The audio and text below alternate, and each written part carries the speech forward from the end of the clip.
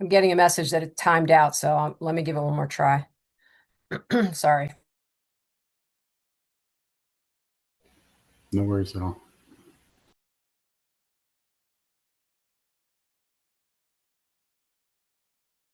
Okay, I see it went now. I'll let everybody in. Sounds good. Thanks, Larry.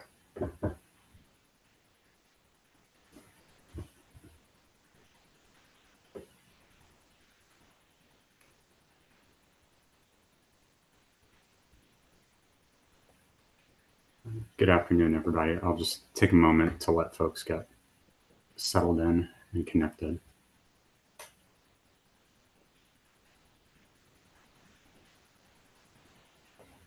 Okay, I think we're in good shape.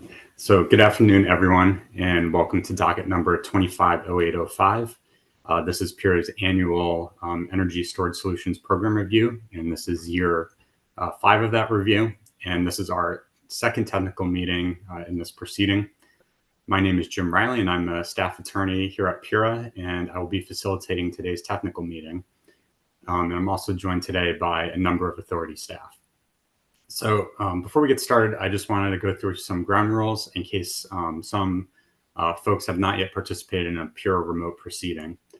So first, please keep yourself on mute throughout the technical meeting unless you are speaking.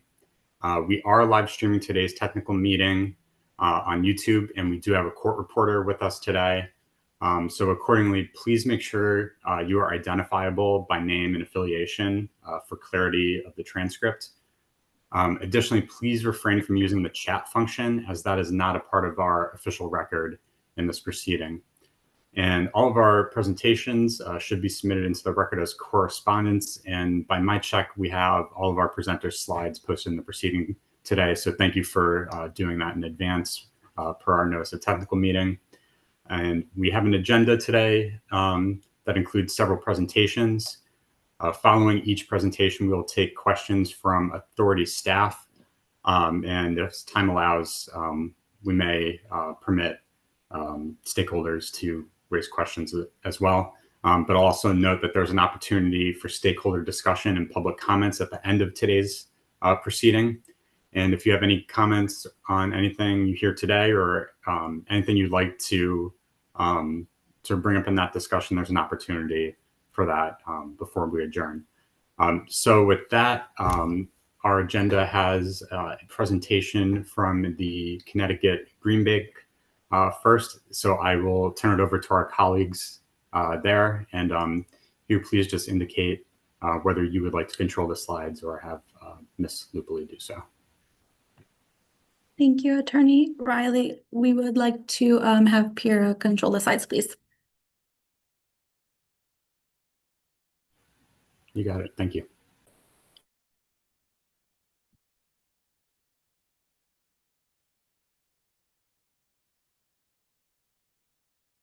Right. Good afternoon, Attorney Riley and Pura staff. Good afternoon, everyone. My name is Sarah Pine, and I'm an Associate Director of the Incentive Programs team at the Connecticut Green Bank.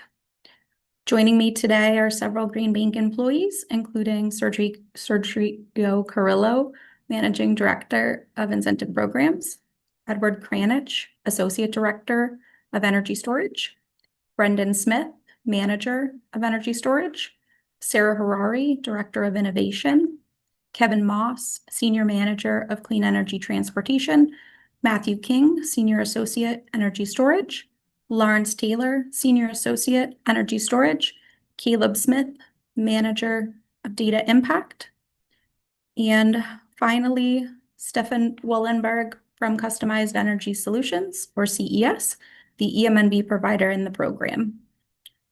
He will also be available for questions if needed. Next slide, please. All right, here's a quick overview of what we'll be covering today. First, we'll discuss potential revisions of the upfront incentive. After that, we'll go through interconnection of backup-only energy storage systems. Then we will review the recommended changes from the program's annual evaluation report and end with questions. Next slide, please.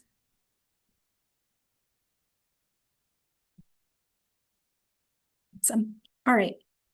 The Energy Storage Solutions Program was designed to achieve 7 key goals. PURA's objectives are consistent with the statutory objectives of Public Act 21-53.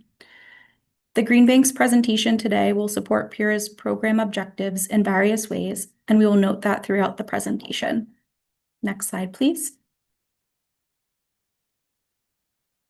As just mentioned, aligned with PURA's program goals is the Connecticut Green Bank's mission to confront climate change by increasing and accelerating investments into Connecticut's green economy to create more resilient, healthier, and equitable communities. As always, the Green Bank is honored and excited to be presenting in front of PURA today. Next slide, please. I'm going to hand it over to Ed to start with our first topic, which is the potential revision of the upfront incentive. Next slide, please.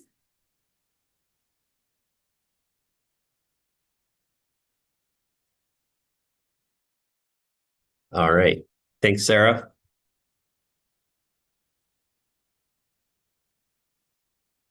So on this slide here, we just wanted to start with an overview of the Green Bank's understanding of PURA's proposal for a new incentive structure, just to lay the groundwork. So the Green Bank really appreciates the authority's intent with this new structure to achieve these targets. The first one is to simplify the customer experience. So the new structure simplifies the customer experience for new customers going forward because the structure is much easier to understand primarily. So one time, no strings attached, enrollment incentive plus truly optional performance-based incentives can really help customers and salespeople also really understand the program and encourage enrollment. With the changes made to the program in the last few years, the program has become increasingly more difficult to convey to customers.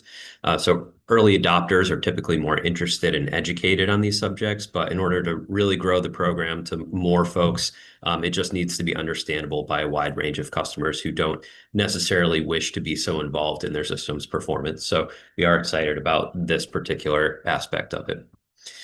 Next is that the new structure of weighing more of the incentives on the performance side can potentially unlock greater upfront federal tax credits. So as we know, however, the federal ITC is going away for homeowner-owned systems at the end of this year. So this benefit will only apply to commercially owned systems and TPO, third-party owned residential systems. The ITC will continue for storage beyond this point, but adoption might be slow due to the change in the foreign entity of concern rules. But for the way that we understand the market, shifting more of the incentives to performance-based and to a longer-term structure as opposed to upfront can potentially unlock a greater upfront federal tax credit. So kind of shifting that burden onto the tax credit as opposed to on the ratepayers. Next item here on supporting vulnerable communities. So the new structure continues to support vulnerable communities with increased incentives for underserved communities and low-income customers. And this aligns well with the Green Bank's comprehensive plan and mission. Next, on reducing the risk to ratepayers, we understand that the primary driver of this new structure is to reduce the ratepayers' risk. So shifting to a mostly performance-based incentive structure reduces that risk surrounding the non-performance of passive dispatch, which can occur for a variety of reasons, including if an OEM or an operator loses connection to the DERMS or support for that DERMS or grid services, as we've seen with the SunPower bankruptcy. Next, the proposed structure, we believe, supports the long-term program objectives, including providing a positive net present value to ratepayers, fostering the sustained orderly development of the energy storage industry in Connecticut, prioritizing underserved communities and those on the grid edge, lowering barriers to entry, and maximizing the environmental benefits by reducing emissions. And this item here, improving the environmental benefits, is achieved through effective and coordinated dispatches through the program. So by shifting it to a simpler type of dispatch, the Green Bank believes that this can simplify the dispatching and improve the peak reduction outcomes. And finally here on enabling the direct pay models, the increased performance incentives enable and support a direct pay model, which has been underutilized so far in the program to date. We'll spend a little bit more time on this topic on the direct pay item in later slides, which Sergio will cover. So next slide, please. So here we have the proposed model for performance incentives. Again, just to lay the groundwork here. So rather than the current total of $225 per kilowatt for the first 5 years, which currently is broken down as $200 in the summer and $25 in the winter, and $130 per kW for the next 5 years, $115 and $15 summer and winter. Residential customers under this new structure would receive a rate of $300, $450, or $550 for their full 10-year enrollment with no step down at year 6. The Green Bank is assuming here that PURA's proposed values combine the summer incentive, which is the bulk of the value, and a smaller winter incentive. But the proposal did refer to the rates as per kW per year. So we would need a clarification from PURA if the structure were to go into effect, just so that we would know if it would be structured as it currently is, and if so, what the split is between summer and winter. Next slide, please. All right, so moving on to the enrollment incentive, the upfront incentive. Again, set the groundwork here for this. As the Green Bank understands, the intent of the enrollment incentive is to serve as a small upfront incentive, which was identified at the program's creation as being important and really necessary to motivate adoption, with no requirement for passive dispatch participation and thus no recourse for non-performance. So the removal of the passive dispatch requirement for the upfront incentive eliminates the callback risk completely for new customers, simplifying the sales and enrollment conversations with potential customers. Next, it continues to support the grid resilience where it's needed by offering a substantially higher incentive rate for grid edge customers. It improves on the current design, though, by not having a passive dispatch requirement and likely having fewer daily dispatches if the model continues of the way that passive and active are structured right now. And this will reduce the likelihood of an outage event happening just after a dispatch, particularly a non-weather related outage, which is one item that a lot of customers have expressed concerns with, especially if they are living on the grid edge or in a grid edge territory, that the number of dispatches in the summertime may conflict with how often they actually see a power outage. Next, so as with the performance model, it simplifies participation, reduces confusion, which can improve the sales process, make things easier for salespeople and customers to understand and improve adoption to a wider range of people. Next, it supports the program goals, state goals, and gives a greater incentive for customers to enroll and participate in active dispatch events, as stated in the previous slides regarding the performance incentive design.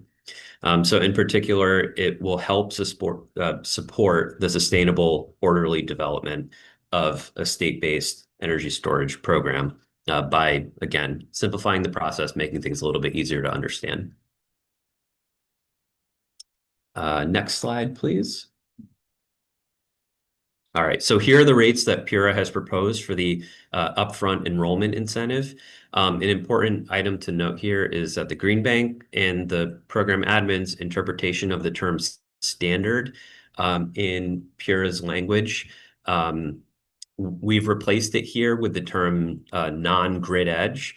So as we understand it, these proposed residential upfront incentives will apply to all customers, standard, underserved, and low income, but grid edge incentive will apply only to those designated as grid edge. So PURA used the term standard in its proposal, which may be confused with the program's definition of the term standard, meaning not low income or not underserved. So we just want to clarify here and make sure, that everyone is aware of how we're interpreting what PURA had proposed. So we don't think that the intent was to mean that underserved and low-income customers wouldn't be able to access the upfront incentive. We assumed that it just meant non-grid edge and grid edge. So the proposed rates, based on our understanding here, are $30 per kilowatt hour of capacity for non-grid edge and $130 for grid edge. So notably, there's no proposed declining block structure as there is now with the upfront incentive, nor is there an incentive cap of $16,000 or 50% of the total project cost. However, the incentives are now being proposed low enough that they won't come near these caps at all. So that wouldn't necessarily be required. So while PURA has stated that the new incentive model is equivalent to the current model on a net present value basis, it will still remain important to consider the upfront cost as a barrier to enrollment. The new incentive model will significantly increase the upfront costs that customers will have to pay by shifting it from an upfront incentive to mostly performance-based. So customers will have to pay or finance more in order to invest in energy storage, despite the increased long-term incentives. So as we know, upfront cost is and always has been a significant barrier to adoption. And that, combined with the loss of the federal ITC for homeowner-owned systems and questionable or impending tariffs, batteries could soon be out of reach for average homeowners who want to purchase and own and operate their equipment. So we do have some ideas. The Green Bank has some ideas, which Sergio will present in the next couple of slides. So with that, we'll go to the next slide here. So overall, the Green Bank is in support of the new model. We're equipped to make the changes needed to implement the model, and we believe it's reasonable to fully launch by April 1st to coincide with the end of the winter active dispatch season. Some of the work that the Green Bank will need or need to complete by that time includes developing a direct pay upfront incentive model, which will be presented next, as I keep alluding to, modifying our customer enrollment platform. Not too complicated, since the program will retain the same basic structure of upfront plus performance, and still have eligible contractor, eligible equipment, same kind of enrollment setup, but we will have to create new incentive calculations and some logic in the application to accommodate the new structure of the new structure and the new calculation for incentive payments. Next, in the new structure, the PAs will need to determine and examine if there's any additional data sharing which is necessary, or how any changes could be made to improve the data quality. So with so much of the customer's value will now be riding on the performance incentive and a 10-year connection to the DERMS, it'll be really crucial to make sure that we have more frequent telemetry delivery, data QC checks, and system performance checks in place to make sure that customers are compensated fairly. Brendan will have a little bit more on that a few slides down the way as well. Simultaneously, the Green Bank, as the program admin who's responsible for the marketing, outreach, enrollment, contractor, OEM qualifications, will need to update all of our materials, all of our marketing materials, websites, flyers, collaterals, the program manual, and other guidance, other process docs that we have for contractors. So this will need to be disseminated through several webinars to make sure that all contractors can access the information, and really just to kind of reintroduce and relaunch the program with such a significant change to the structure, to make sure that everybody is up to speed and ready for the launch. So this is why we believe that April 1st is a good target date, not only to coincide with the end of the upcoming winter season, but it won't unnecessarily burden contractors with yet another major program shift in the market before the end of the year. So many contractors right now who do batteries also do solar. They're very busy. They're working hard to make sure that their customers get installed before the end of the year with the impending loss of the ITC. So we don't want to burden them with another date there.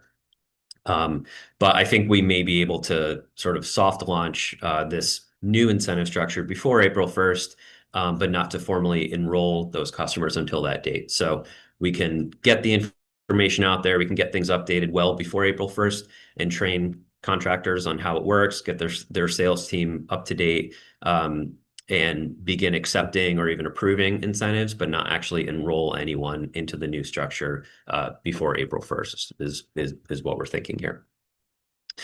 So next, I'm going to turn it back over to Sarah Pine, to discuss the proposed upfront incentive payment structure that I've alluded to over the last couple of slides.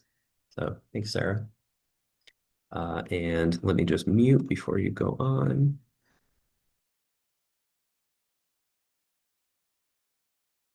Thanks, Ed. All right, we want to discuss here a potential optional proposal that was mentioned in the Green Bank's written comments that were filed on September 5th. This noted an innovative but not necessarily new concept to the Energy Storage Solutions program. This concept could allow some residential customers to participate in a financing mechanism offered by the Green Bank to receive a portion of the proposed higher performance incentive as an optional upfront incentive. It could be modeled off of the Connecticut Green Bank's Residential Solar Investment Program, or RSIP, and Solar Home Renewable Energy Credits, also known as SHRECs, under Connecticut General Statute 16-245 FF and 16-245 GG. In this concept, the Green Bank may be able to potentially provide a portion of the expected performance incentives upfront and recover them over time through the proposed performance payments through a direct payment option, which is already available in the current program guidelines. However, if program recommendations to expand the direct pay option are approved, which will be covered in more in depth later in this presentation by Ed, this may also allow other entities such as TPOs or OEMs to provide a similar financing concept. As direct pay allows for participants to indicate that a portion or all of their performance incentives be directed to a financing entity, such as the Green Bank, this mechanism would allow the Green Bank to work with those customers and developers to provide them with an upfront incentive mechanism. This proposal will be particularly helpful when sales may be a bit more challenging in January 2026 after the federal ITC ends for residential solar and storage for homeowner-owned systems. Next slide, please. On the screen is what a potential alternative proposal solution might look like. This may be a path to be able to provide an upfront incentive for some new residential projects. New projects, meaning they have not entered the Energy Storage Solutions queue yet, have not received a reservation of funds, and would be using the new proposed incentive structure when the timing is approved to launch, as mentioned earlier by Ed. The direct payment may be structured similar to the way that incentives were provided through RSIP. It could start with the Green Bank. Customers that are interested in this proposal would go through the program's enrollment process. The Green Bank would estimate the performance incentives based on the system characteristics, and then would inform the applicant of the upfront incentive and their eligibility. And if accepted by the customer, the Green Bank would disperse the incentive to the contractor, similarly as it's done currently in the program. Then the customer would participate in events, and any performance incentives would be directed to the Green Bank by the EDCs until the obligation to the Green Bank is met. Once that upfront incentive is paid in totality, any subsequent incentives would be directed back to the system owner. In this scenario, Green Bank assumes the risk of underperforming batteries as opposed to the ratepayers. Next slide, please. This optional alternative, which we're calling Proposal 1 here, is designed to support the PURA proposed performance incentives and support some residential customer needs as to be able to access a portion of the incentives upfront to help lower the cost of their projects, especially for multifamily affordable housing, low income, and vulnerable communities.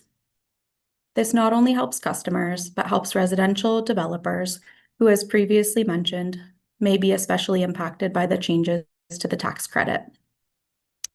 This could help the market transition from passive to the upfront incentive in a sustained and orderly fashion. If Pura believes that this is a viable option, the Green Bank would work to develop all of the details, including seeking the support of its board of directors, as this approach would require investment upfront that would be paid back over time through the performance of the systems. This proposal advances program objectives number 3, 4, and 5. Next slide, please. All right, switching gears a little bit. Proposal 2 is a different potential option, which could be considered for projects that are already in a completed status in the program. These would be customers that have already received an upfront incentive. This option may be used to restructure the current upfront incentive and the obligation a customer has to participate in passive dispatches, while at the same time being subject to the clawback should the batteries not perform as required in the program. In this case, Green Bank would front the expected performance incentives, allowing the customers to return the upfront incentive to ratepayers. And similar to option 1, the Green Bank will then be paid over time through direct pay using the performance incentives. There are, at this time, approximately 932 residential projects that have been approved or completed under the passive and active incentive structure, for a total of about $7.7 million. This number does not currently account for any future passive systems participating and does not account for any commercial projects. Next slide, please. On this slide, we will go through what an example potential cash flow potentially might look like for Proposal 2. In this scenario, the customer may reach out and indicate that they want to explore switching from passive plus active to the Pura proposed performance and enrollment incentive program.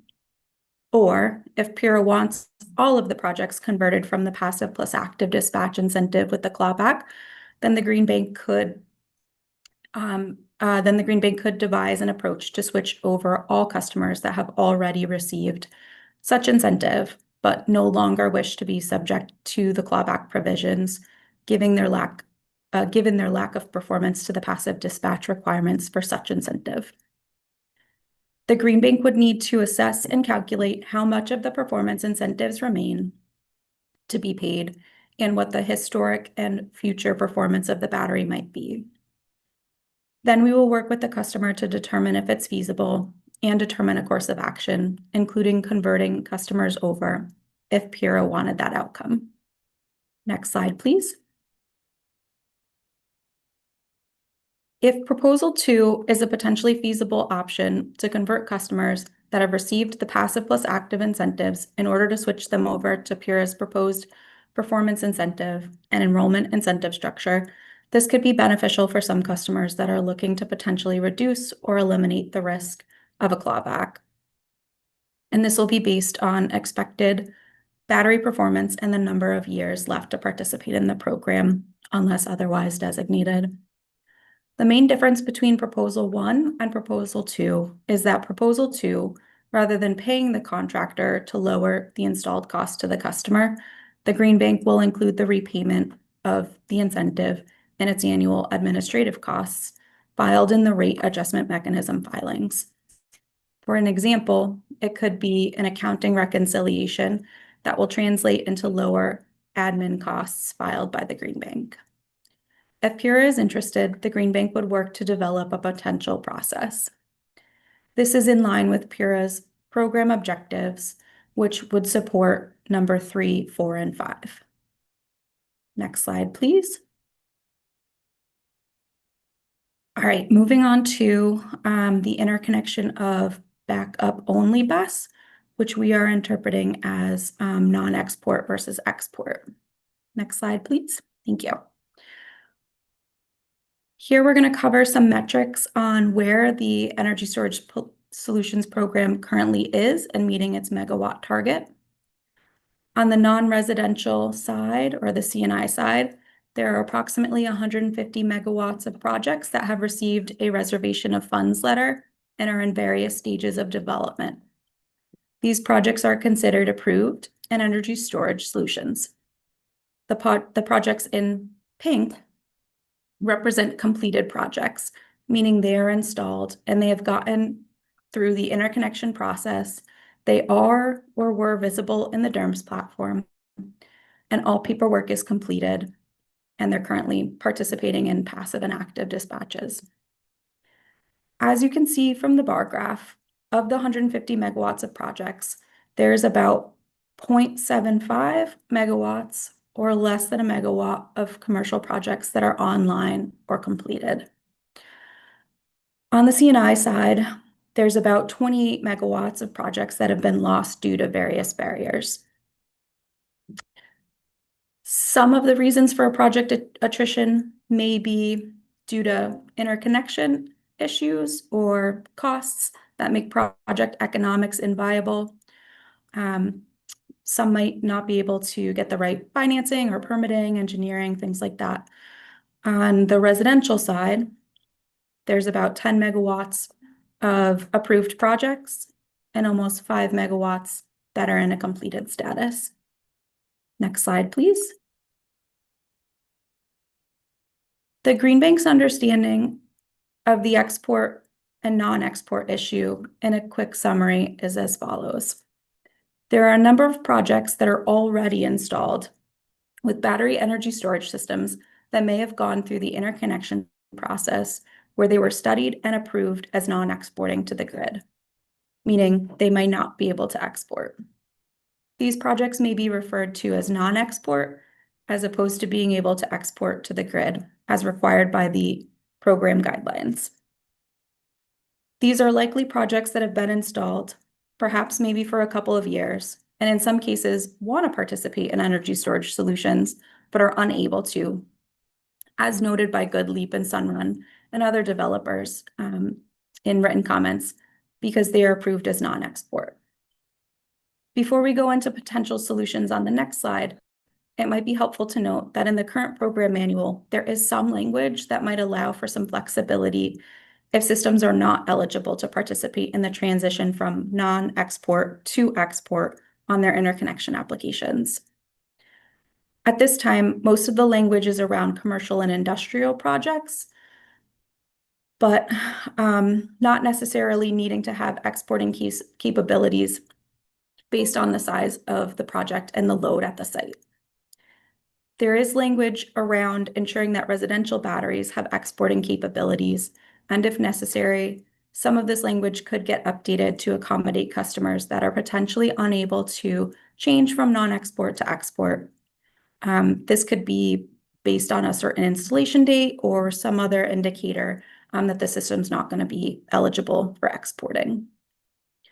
Next slide, please. We would like to go through some potential proposed solutions for non-export battery energy storage systems. The Green Bank supports providing the developers the opportunity to be able to submit in a bulk fashion, that these projects be switched over from non-export to having export capabilities. From the perspective of implementation, it's a matter of making the actual update in PowerClerk, and it might just be an individual field that would need to be adjusted. It is possible to make adjustments through a bulk upload in PowerClerk using a CSV file, and you would need the unique project identifier and the field that needs to be adjusted. From the perspective of the actual work that might go into actually adjusting those projects behind the scenes, that's probably a different and larger conversation that the respective interconnection teams are going to have to provide more guidance on. Questions like, will the permission to operate letter need to be adjusted, or are there other fields or documents in the PowerClerk application that might also impact this change? And what does this process look like, etc. These questions and more may get raised, and that's potentially something that other developers and the interconnection teams may know or may have to develop a process if it doesn't exist already. Another potential time saver that could get mentioned is that it is possible to create a template notification to have a communication added if revised TPO letters are needed to help with this solution. But again, it's going to depend on what the interconnection team's processes are for reviewing applications after they've received an interconnection PTO letter. If there's already an existing process for this, it would be helpful to share the directions because there are probably other customers that may want to participate in the program and would need to know what the right process is in order to do this. And then obstacles cited in the CL&M docket final determination letter may have been addressed. This includes the enrollment of Tesla and GoodLeap in the Energy Storage Solutions program. This development paves the way for participation of these third-party system owners and for remaining connected solutions projects to potentially begin transitioning over to energy storage solutions, especially if the incentives are higher. So consideration for exemption may be warranted for non-export projects, though it might be harder to predict estimated performance revenues and potential impacts on BCAs. If there are some projects that are still not able to receive exporting capabilities based on what the interconnection department analyzes, then we would still like to find a pathway into the program for some of those batteries in energy storage solutions. Especially if the interconnection teams are pushing hard to get permission to operate letters out as quickly as possible over the next few months in order to meet some of those ITC deadlines as discussed earlier. As mentioned previously, there is some flexibility in the current program manual, but additional edits to the program manual would be beneficial in order to make it clearer if PURA does allow for residential non-export BESS to participate. Next slide, please. Now on to our final topic, recommended programmatic changes from the annual report, and I will hand it over to Ed to cover the next slides. Thank you. All right, thanks, Sarah.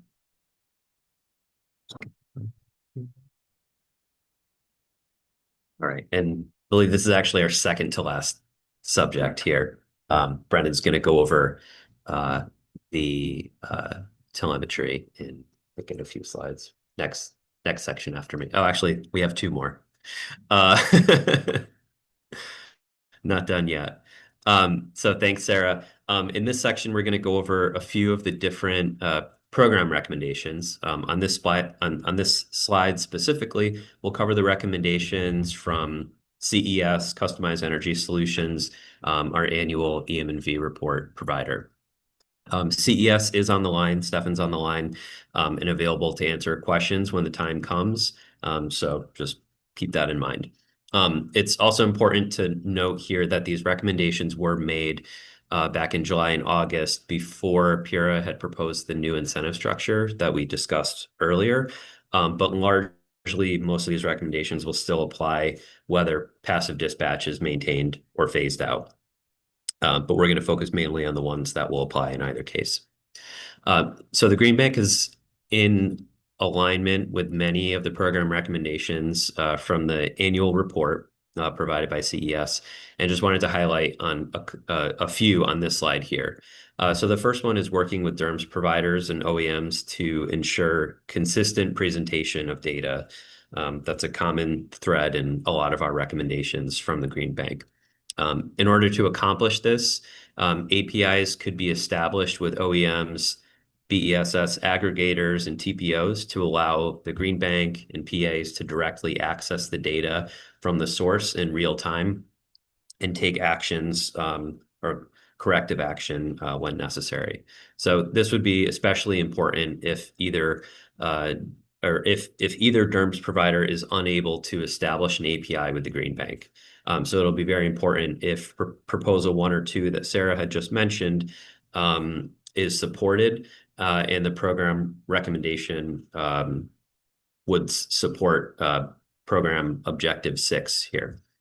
So the Green Bank would take on the risk of the performance incentive in the proposal 1 and 2 that Sarah had mentioned previously, and that would necessitate much closer to real-time data for asset management to ensure that providing an upfront incentive in exchange for a performance incentive can be done in a way to mitigate risk.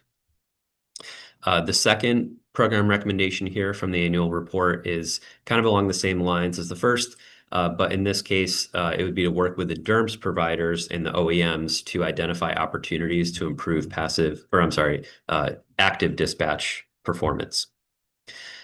In this case, the recommendation is considering publishing the performance by manufacturer or installer as applicable for transparency to customers. So this would help customers ultimately make a more informed purchasing decision because they would have greater confidence in the OEM or operator's ability to deliver the performance incentives that the customer would be expecting. And it can also help identify OEM-specific or installer-specific issues in closer to real time rather than waiting for the end of the season. So being able to flag issues shortly after they occur with the Green Bank's recently approved or established API with Uplight, for example, will be beneficial for upcoming seasons. So being able to identify issues as they arise rather than having to wait until the end of the season or even the end of the month to verify this will support program objectives 1, 2, and 6. The last recommendation on this slide from the annual report is to consider additional incentives. So further exploring and encouraging time of use rates and rates with demand charges, particularly just for UI customers at this time, might be feasible as they have the AMI meter infrastructure already available in UI territory. They don't yet have this for Eversource, but as we understand through other dockets that there is a plan to roll it out, I believe, in the next 10 years. I think it's on a longer deployment schedule. But for the term of enrollment for most customers in this program, identifying additional avenues for incentives through time of use or demand charge arbitrage could be helpful as well. Next slide, please. So on this slide, we'll cover some of the proposed program manual modifications mentioned in the Order 3 filing. And again, as stated earlier, these modifications may still be relevant even if there is a new incentive structure that doesn't include passive dispatch going forward. So the first one is the low-income incentive documentation. So we support allowing alternative methods for identifying low-income customers aside from just the affidavit. So right now we have customers sign an affidavit. In some cases, they have to provide a lot of either financial tax or payroll type information because the utilities now have a low-income utility tariff. It's much easier to just present that as the example so that we don't have to have customers provide the same information to multiple agencies multiple times. So we're hoping to move forward with that proposal just to streamline everything, which will align with program objectives 4 and 5. Next, as mentioned earlier, adjusting the language slightly for direct payments would be helpful to allow customers to redirect their performance payments to entities other than what we currently allow, which is system owners, third-party system owners, or a financial institution. So that includes sending or redirecting performance payments to OEMs or operators or other entities in the program that weren't necessarily contemplated when that language was originally written. And again, that supports program objective number 5, reducing barriers to entry. Next, the Green Bank is in favor of supporting and streamlining an active-only terms and conditions or just simplifying the terms and conditions for the program overall. Currently, there's multiple T&C versions out there due to the different OEMs and the different DERMS providers who participate. So sometimes it could be difficult for contractors and customers to know which document to actually sign. So we support simplifying, breaking that down so that there's only 1 or 2 different versions of this document that need to be signed, which Again, can improve the sales process, improve the contractor experience,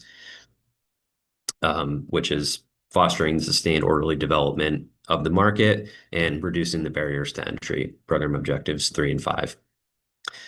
Next, or the next two items here, we're going to cover a little bit more in detail on the following slides. So the one is non-BESS energy storage, particularly vehicle to grid, and the next is OEM and BESS operator performance requirements through APIs. So those are both aimed to support program objectives number 6. But I'm going to turn it over to Brendan next, who will discuss the telemetry APIs and data. And let me just mute myself here for you. And all right. Thank you, Ed. Again, my name is Brendan Smith. I'm a manager on the Greenbank storage team. So I'm going to discuss the current telemetry delivery process and program improvements that could be realized from establishing application programming interfaces, or APIs, with each of the DERMS platform and or individual OEMs. So first, let's look at the top of the slide is the Eversource residential DERMS provider, Energy Hub. Energy Hub's telemetry collection process starts at the API that Energy Hub establishes with each OEM. Energy Hub collects the various telemetry data fields, including, among others, system power output, the stored energy in the battery, solar PV power output, and on-site loads, power in the home or in the building. So Energy Hub compiles this data into standard 15-minute intervals, and they organize them by OEM. And then Energy Hub issues telemetry reports on a monthly basis in batched CSV reports to Eversource. This happens on or after the 11th of each month. So what that means is June telemetry, for instance, is delivered to Eversource on or after July 11th. So recently, Energy Hub also provided some portal access for Eversource to pull telemetry on shorter timelines. So there's some other access by request. But generally, the 11th of each month gives you last month's data. So Eversource then hands these telemetry reports to the Connecticut Greenbank via a shared folder on SharePoint. So once the telemetry files land in the shared folder, there's an automated process built by Caleb on our data team. This ingests the telemetry into the Greenbank's data warehouse, where it can then be viewed in a Power BI dashboard. And the dashboard includes QC reports on the data, passive dispatch scoring for each event, and then running seasonal scores. So this automated process on the Greenbank side takes a matter of hours or minutes to get from telemetry CSV files from Eversource to scoring and evaluation. So in contrast, at the bottom of this slide is for Uplight, the residential DERMS provider for UI and the program-wide DERMS provider for the CNI sector. Uplight's process starts similarly. Uplight collects and compiles telemetry data via APIs with the OEMs. And then residential telemetry is then delivered on a near real-time basis via an API integration between Uplight and the Greenbank. So this is a newly established API integration that was just established towards the end of the 2025 dispatch season. So this API with Uplight allows Greenbank to compile telemetry on a rolling basis and load them into the telemetry QC and system performance analysis tools that are in the Power BI dashboard. So this is through that same automation process. Currently, CNI telemetry that comes from Uplight is handed off similarly to Energy Hub. So it's just via a shared folder on a monthly cadence. But we're talking to Uplight about building an API delivery process. So that's planned for the near future. So why might it be useful for Greenbank to establish APIs with the DERMS?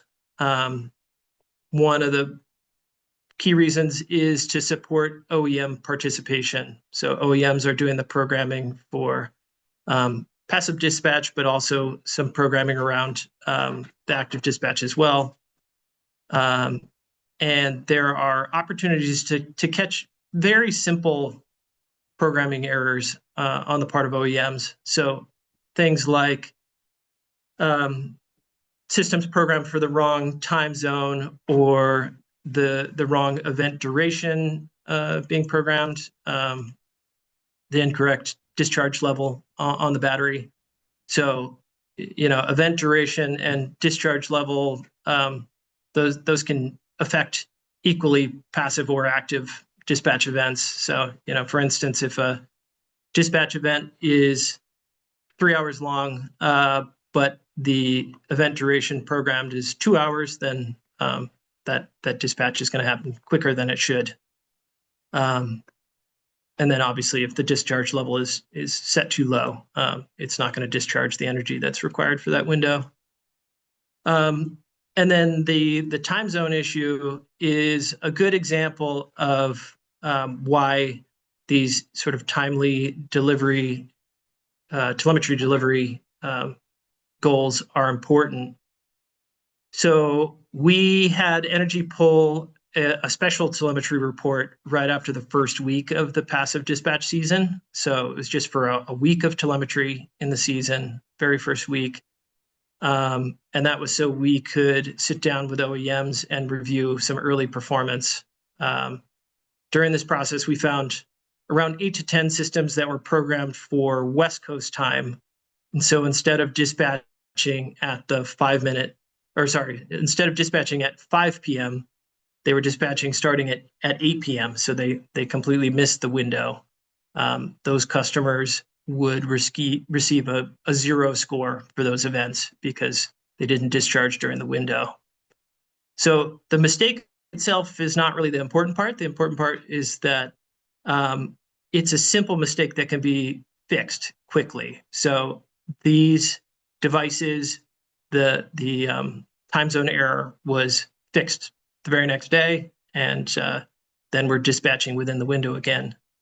So if we catch this in a week or we catch it in a day, it maybe only impacts a small number of events, but if we catch it 45 plus days later, it's going to have a real drastic impact on the score for that device for the season. So yeah, again, and it's important to note that it affects passive or active, so it's going to be something that's important regardless of which direction the program goes.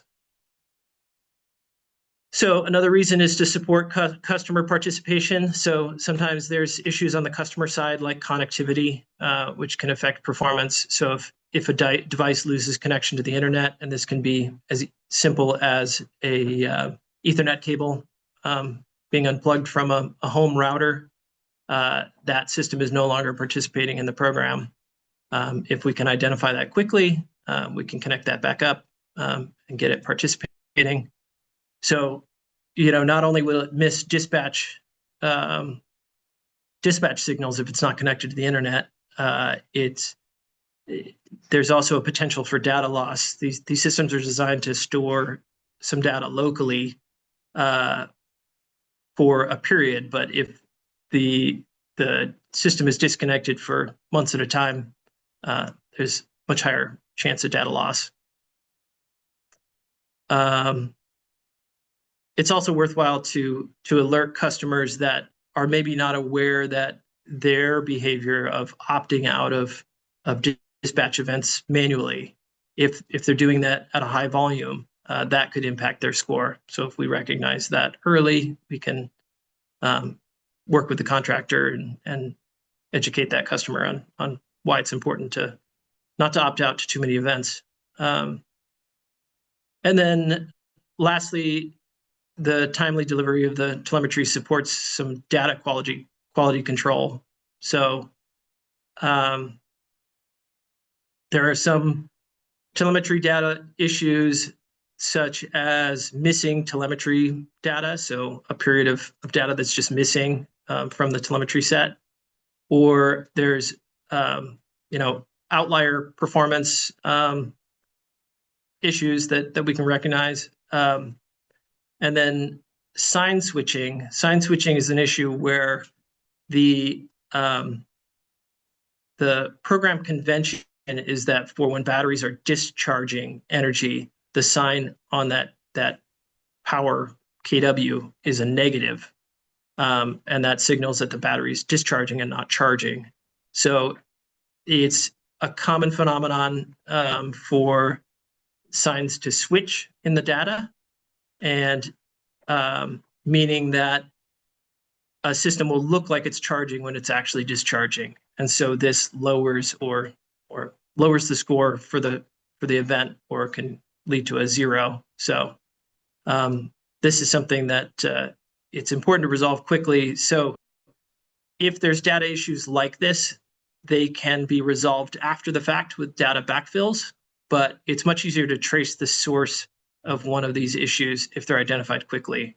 So if we're asking an OEM or the DERMS, what happened that might have caused this sign switching yesterday or a few days ago, it's going to be much easier to trace back than if we're asking what might have led to this 3 months ago or longer ago than that. So having data more quickly can help us iron out any problems that arise on the spot, as opposed to waiting for data that comes in a month or 2 months or 6 months down the road. So evaluating participant system performance as close to real time is a top priority for Greenbank, as I'm sure it is for other program administrators. Regardless of potential changes to passive and active, we feel it's important to support customers, OEMs, and the program. We're excited by the opportunity to get more expedient data from the API with Uplight, and we look forward to future discussions with the Energy Hub on the same subject. So thanks very much for the time and attention. I'm going to hand this off to Kevin Moss. Great, thanks, Brendan. Next slide, please.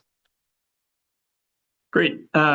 So the Greenbank provided some vehicle-to-grid comments in the previous technical meeting.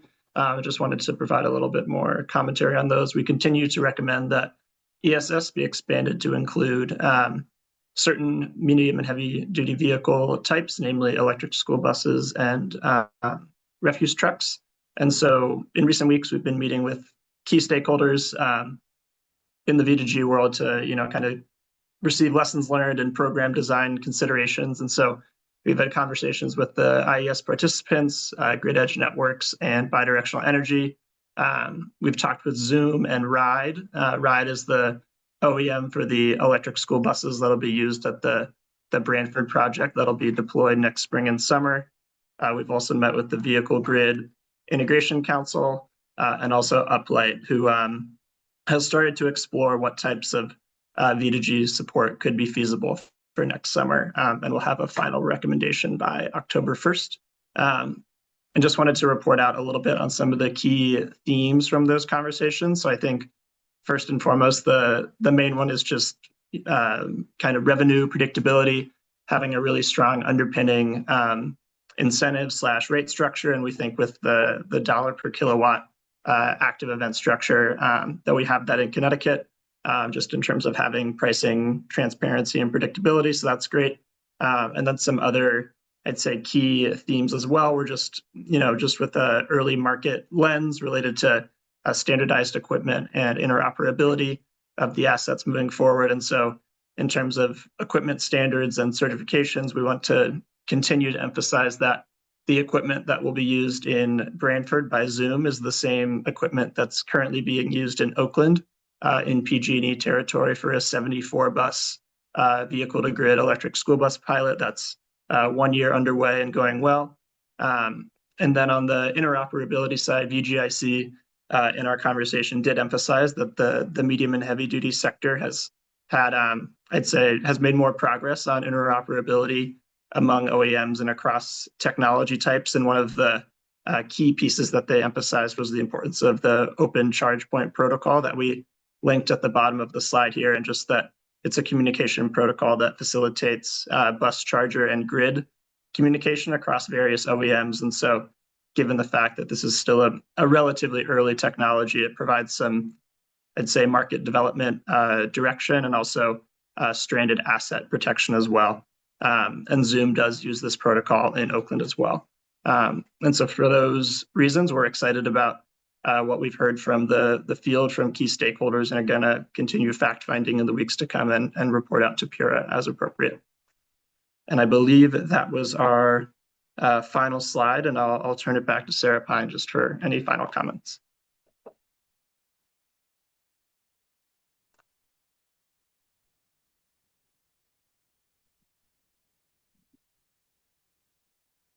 Awesome. Thank you, Kevin. This concludes our presentation. I want to thank Attorney Fryer and the PURA staff for the opportunity to share, and we look forward to hearing from the other stakeholders on these topics. Thank you so much. Thank you very much. I appreciate the Green Bank's time today and for their very thorough presentation. I'm going to next turn things over to authority staff for questions, and I'll start with Mr. Christopher Arpin. So the floor is yours, Christopher. Thank you, Attorney Riley. I'd like to thank the Green Bank for their very detailed and thorough presentation. Ms. Lupoli, can you please pull up the slideshow again and turn to slide 7?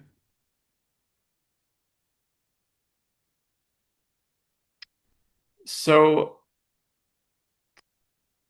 my first question, actually, I'm not sure if this is the right slide, but my first question, can the Green Bank please elaborate on how the PURA proposed incentive structure could unlock additional federal incentives? I know this came up a little bit last year, but just to refresh everyone's memory, could the Green Bank please review that again?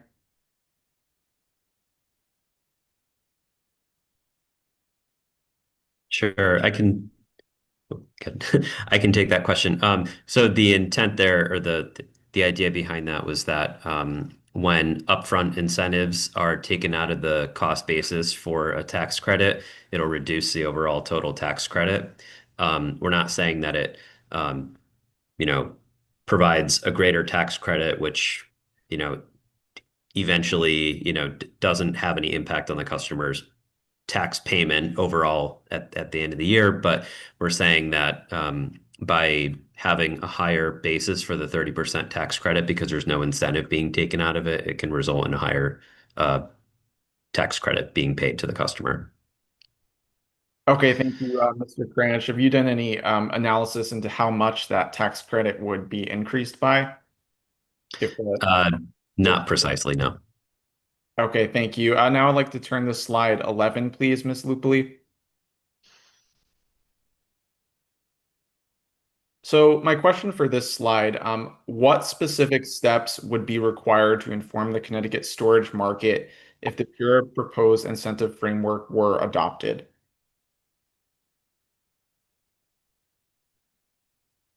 I'm sorry, Mr. Arpin, could you repeat that question for me, please? Sure. So what specific steps would be required to inform the Connecticut storage market if the PURA proposed incentive framework were adopted?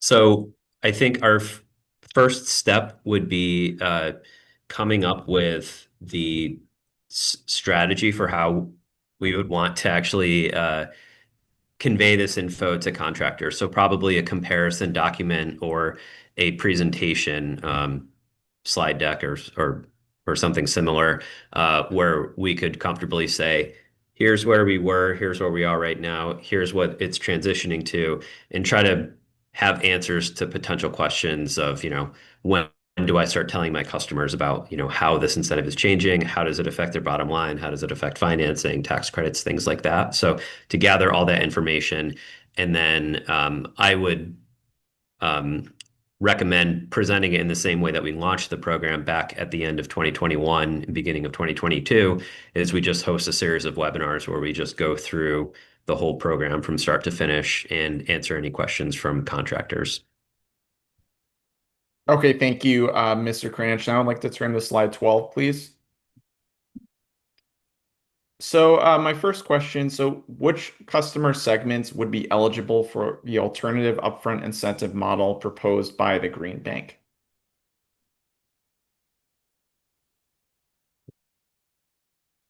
Good afternoon, Mr. Arpin. Mr. Arpin, great question. At this point, we are considering affordable multifamily projects, low-income projects, and underserved projects. Thank you. Okay, thank you, Ms. Pine. Is there a reason why the Green Bank's not considering opening that potential structure to all residential projects? It is in alignment with the Connecticut Green Bank's mission to help support low-income, underserved, and affordable multifam. But we could look into that option if that's what Pura would like us to look into. Okay, thank you, Ms. Pine. Another question on that topic. How much of the expected performance incentive could the Green Bank reasonably advance as an upfront payment while balancing project performance risk if the proposed structure were adopted? This is a great question, and it's going to be an individual response per project. I guess, are you looking for future estimates, or would this be for systems that are already installed, or both? For future systems, I think to start, like how much, like would that amount be comparable, say, to the current upfront incentive, or is the Green Bank considering something smaller than that? Yeah, I mean, we would definitely look into it and see how much we could reasonably provide. I think from our perspective, we would want to provide as much as we can to have it mimic the original program. But yeah, we would have to do a little bit of calculations. Okay, thank you, Ms. Pine. Now I'd like to turn to slide 13, please. So my first question for this slide, have stakeholders expressed interest in the proposed alternative upfront incentive model? And if so, what feedback have they provided regarding its potential design or implementation? Yeah, so we haven't heard from too many developers at this point, but if that's something that you would like us to look into, we would, definitely reach out to some of the installers that are installing most of the systems in Connecticut, if that would be helpful. Yes, I think it would be helpful. Thank you, Ms. Pine. Mr. Krill, do you have something to add? yes. I think I know of at least two parties, OEMs, that are interested in offering this structure to deploy their batteries at no cost. So it's just a matter of engaging these entities, and coming up with a structure that allows for the deployment of batteries in the very near term. Okay, thank you. Another question on this topic. So to confirm my understanding, would the Green Bank, rather than ratepayers, assume the risk of non-performance when advancing a portion of the expected performance incentives as an upfront incentive payment under Proposal 1? Could you repeat the question? Sorry. Sure. So to confirm my understanding, would the Green Bank, rather than ratepayers, assume the risk of non-performance when advancing a portion of the expected performance incentive as an upfront incentive payment? That is my understanding, yes. Okay, thank you. So to follow up on that, how would the Green Bank mitigate the risk of batteries failing to participate in active dispatch events as expected if Proposal 1 were recommended by Pura? This is a great question, and I think it's going to require a few different analyses. And one is going to be historic performance and then estimated future performance.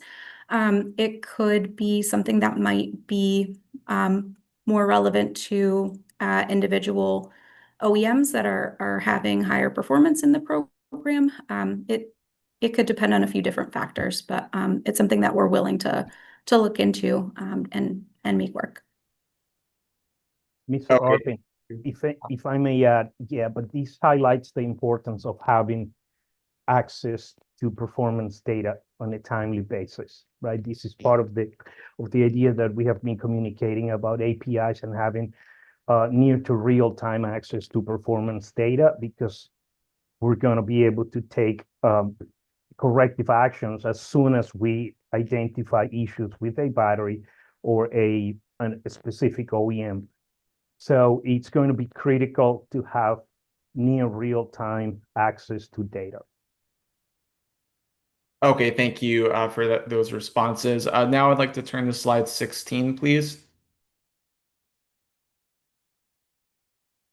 So my first question on this slide, are there any RIM or PCT implications associated with Proposal 2 to return already paid residential upfront incentives to the EDCs and ratepayers in exchange for assuming a share of the project's future performance payments? And if so, could the Green Bank please explain the magnitude and direction of those BCA impacts? Mr. Arpin, we haven't done BCAs associated with this option, but presumably you would think that by returning the upfront incentives, you would see an increase in the RIM. Broadly speaking, it's just a matter of confirming that with actual analysis. Okay, thank you, Mr. Carrillo. And I have a similar question for Proposal 2 as Proposal 1. I'm assuming it's a similar answer, but just to confirm, have existing customers expressed interest in participating in the Green Bank's Proposal 2? And if so, please explain.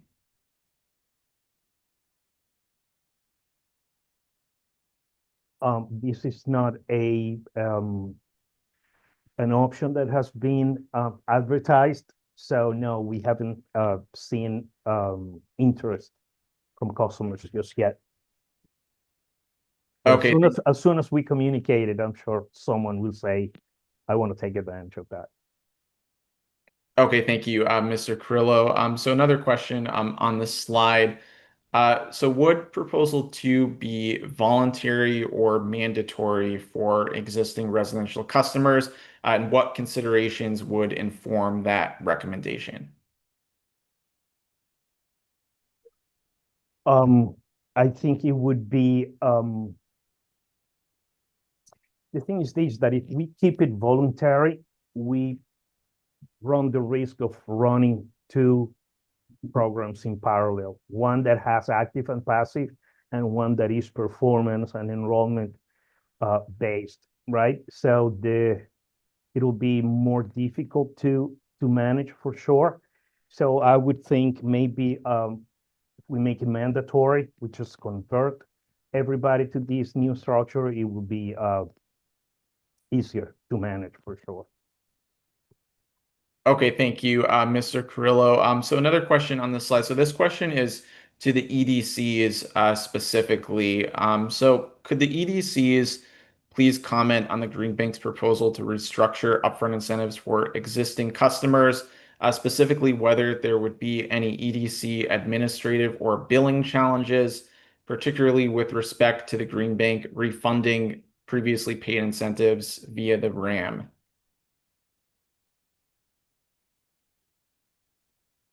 If anyone EDCs would like to take that, please. Good afternoon, Mr. Harpin. I would have to take that back to the team and discuss it in a little bit more detail. I would assume there would be some implications when it comes to getting refunds from an external party, even if we are contracted with them. But I would need to dig into that a little bit deeper and report back. Okay, thank you. Does Eversource have anything that they would like to add to that regarding any EDC administrative or billing challenges associated with this proposal? Yeah, this is Amanda Stevens with Eversource. I'm the manager for our demand response managed charging programs. It's like Logan. I think we need to take it back to do a little bit more thorough vetting before we wait in. Okay, thank you, Ms. Stevens. Now I'd like to turn to slide 20, please.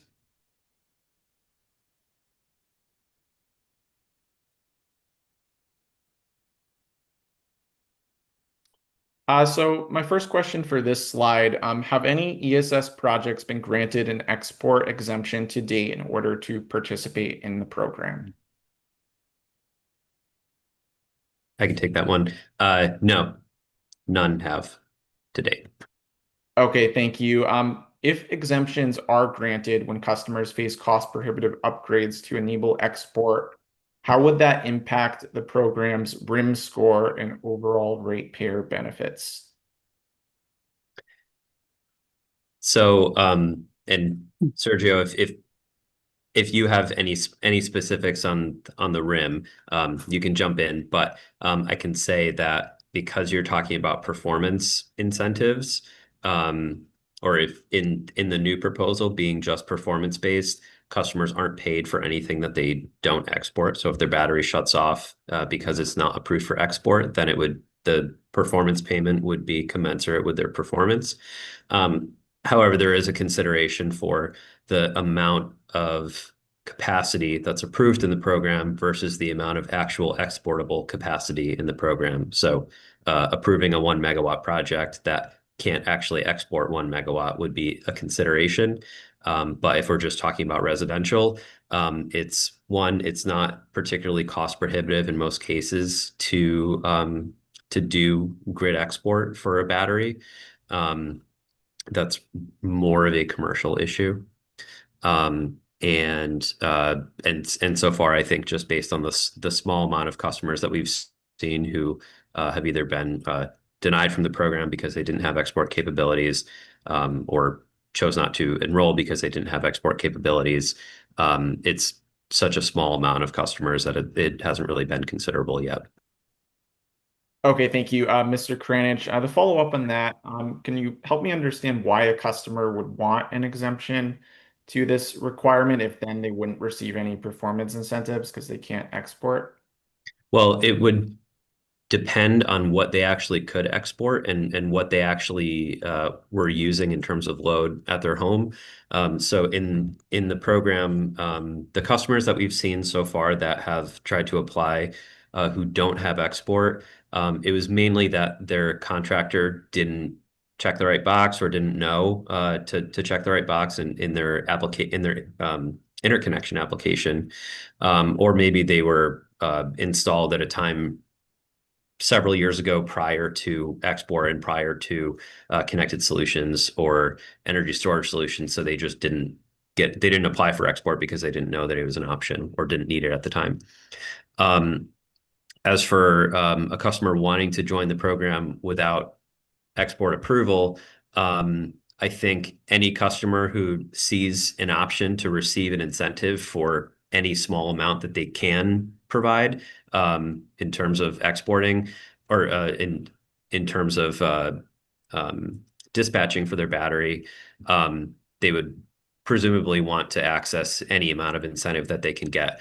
In the program, when a battery exports, it's only the net amount less the home's load that's exported. So if a battery is exporting 5 kilowatts of power or is dispatching at a rate of 5 kilowatts of power and the home is using 6 kilowatts of power, has a demand of 6 kilowatts at the time, then there wouldn't be any export to the grid, but the customer would still be credited in energy storage solutions for that 5 kilowatts without having to export it.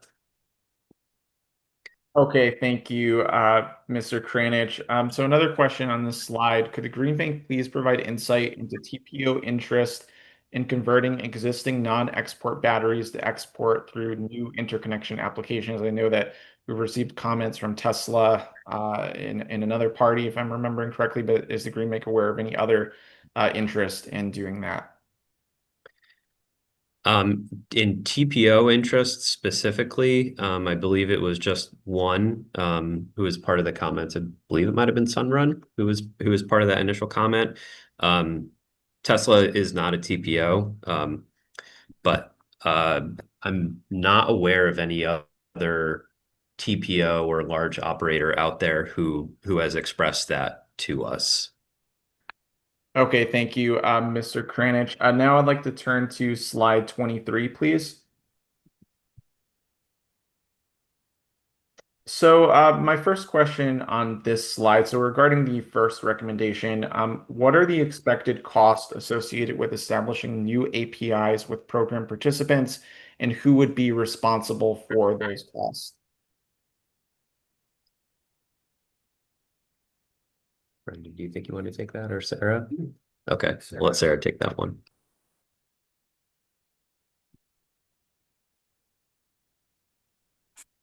So there could be a variety of costs with establishing individual APIs per OEM or per TPO.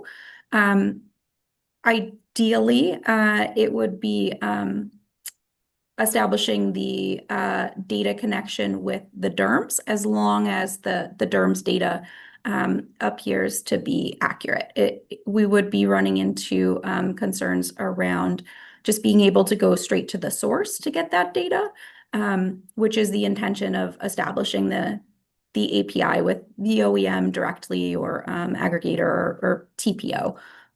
But there would be individual costs associated, yes.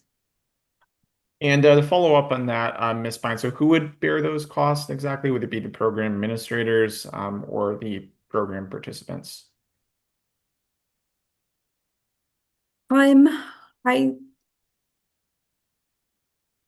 think it would depend on each individual scenario, and probably how many particular BESS are going to be coming from each OEM.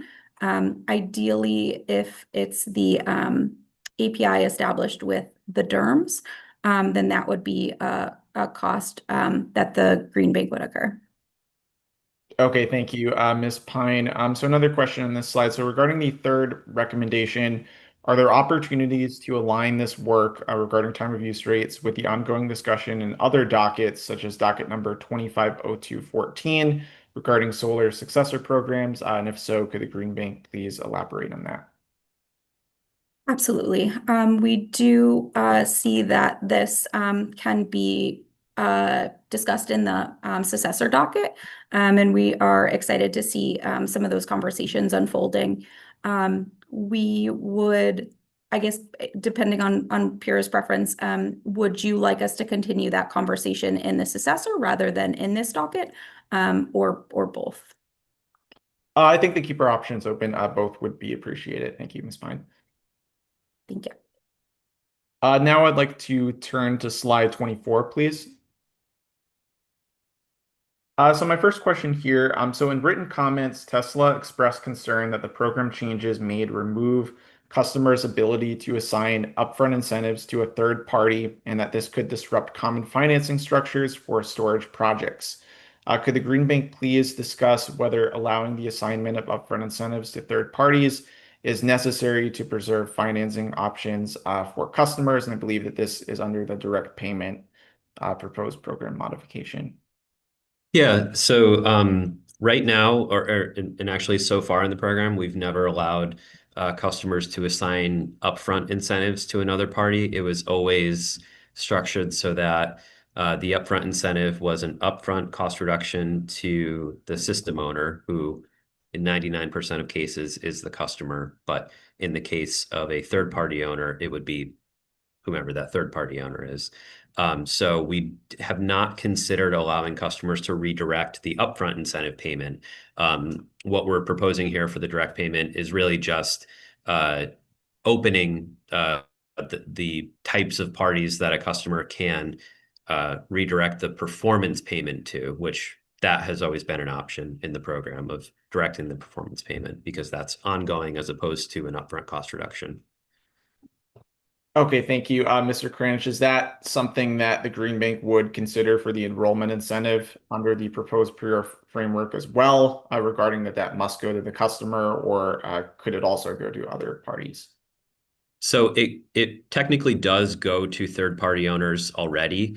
In the case of, say, a Sunrun type system where a third party owns the system and they are the contractor and they're the one who submits the application on behalf of the customer, the payment would go to them because they're both the contractor and the system owner.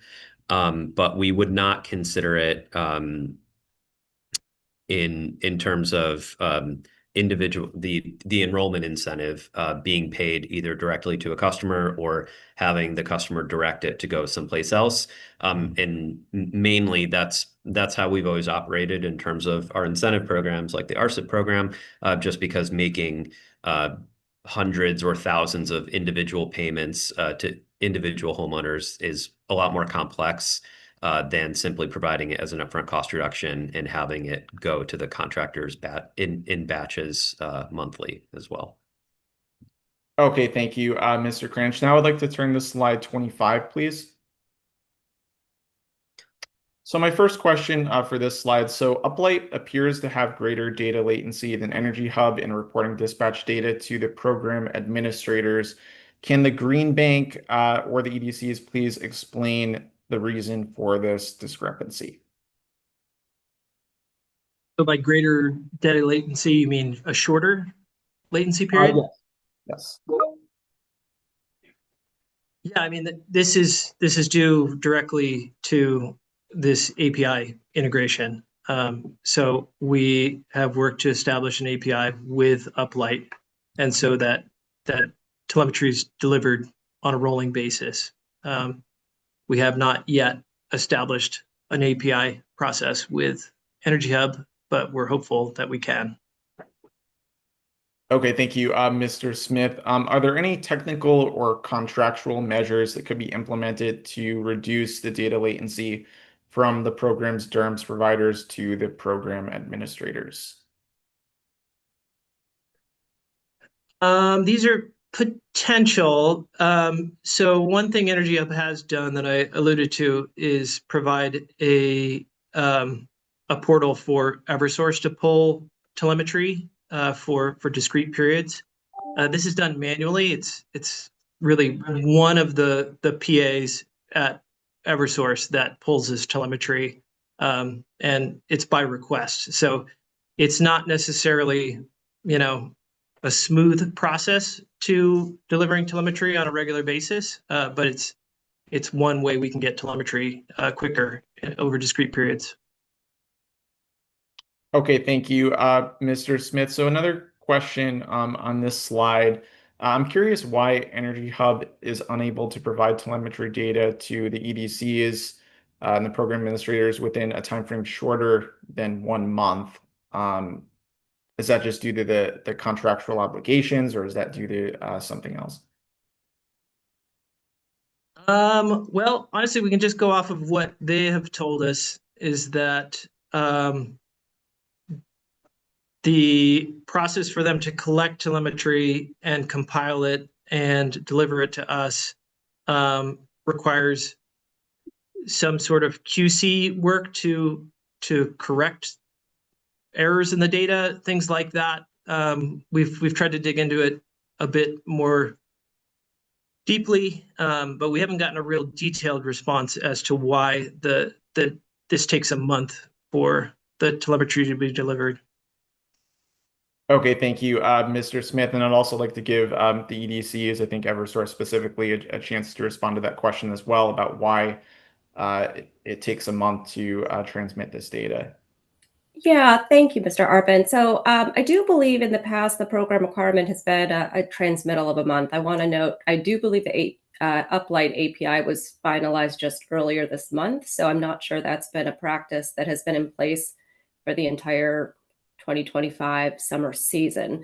So I just wanted to make that flag. I think there's always going to be a trade-off with the cost of providing data, with the steps that need to go in to make sure it's complete, accurate, and stable. So, I think we just want to strike that right balance. And we have initiated discussions. We're very amenable to providing more streamlined ways of getting that data more quickly than in a 1-month interval. I think we just need to strike the right balance between the cost of doing so and the value that can provide.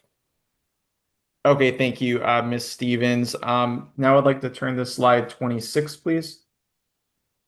And this is my final question. So several open questions have been raised regarding V2G participation in the ESS program, including interconnection and dual program participation questions. So would the Green Bank support the creation of a new time-limited working group to address these challenges with the goal of enabling EV participation in the program, potentially sometime next year? Why or why not?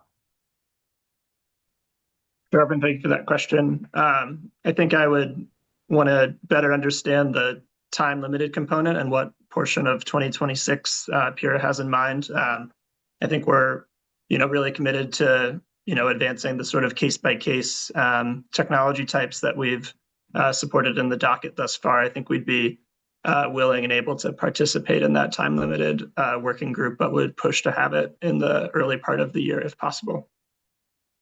Okay, thank you, Mr. Moss. And those are all of my questions. So I'd like to thank the Green Bank for their presentation and time today again. And I turn it back to you, Attorney Riley. Thank you. And we have further questions from authority staff. I'll turn the questions over to Molly Charles. Go ahead, Molly. Thanks, Attorney Riley, and thank you again to the Green Bank for the presentation. I just have a couple additional questions here. So if you wouldn't mind turning to slide 8.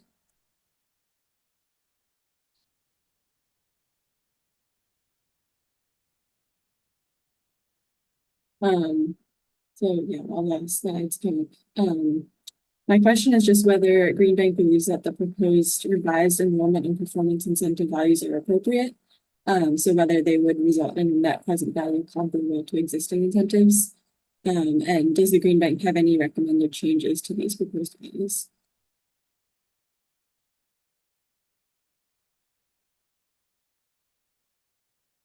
I can take that. Okay, so sorry. So the question was on this slide, do we accept or do we have any proposed changes to the upfront enrollment incentive on the screen here? Yeah, so I guess it's on slide 8 and 10. So with the enrollment incentive value and the proposed revised performance incentive values. I see. So we haven't run extensive or new BCAs comparing these two different proposals yet, especially for actual example systems. So I think at this time it's probably too early to answer that question. I think what we wanted to know is how likely we were to proceed with this before digging into more BCAs and comparing the equivalence of the current and new proposed incentive. Okay, thanks for that response. And then this might be a similar answer to this question, but if the battery performs as expected, approximately how long does Green Bank expect it would take to recover the upfront portion of the performance incentives under the proposed funding of that incentive? So similarly, we haven't run that yet in examples. We haven't determined what the right number would be on average for how much we push or how much we put up front for that 10-year trade-off of the performance incentive. So too soon to answer that question, unfortunately. Okay, I appreciate that. That is all of my questions. I'll turn it back to you, Attorney Riley. Thank you. Thank you. Thank you, Ms. Charles. We are a little behind on our itinerary.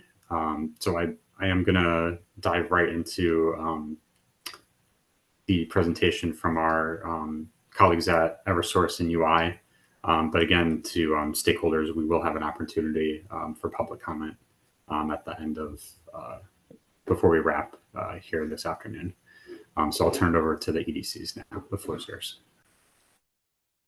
Thank you. Good afternoon, all. My name is Logan Taracani. I'm the Customer Programs and Products Manager responsible for overseeing the Energy Storage Solutions Program for UI. The EDCs would like to thank the authority and the opportunity to present on our written comments. I'm joined today by Robert Whalen from UI and Amanda Stevens from Eversource.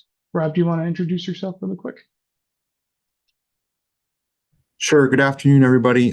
Thank you for allowing us to present today. My name's Rob Whalen. I am a clean energy policy manager here at United Illuminating. Thank you.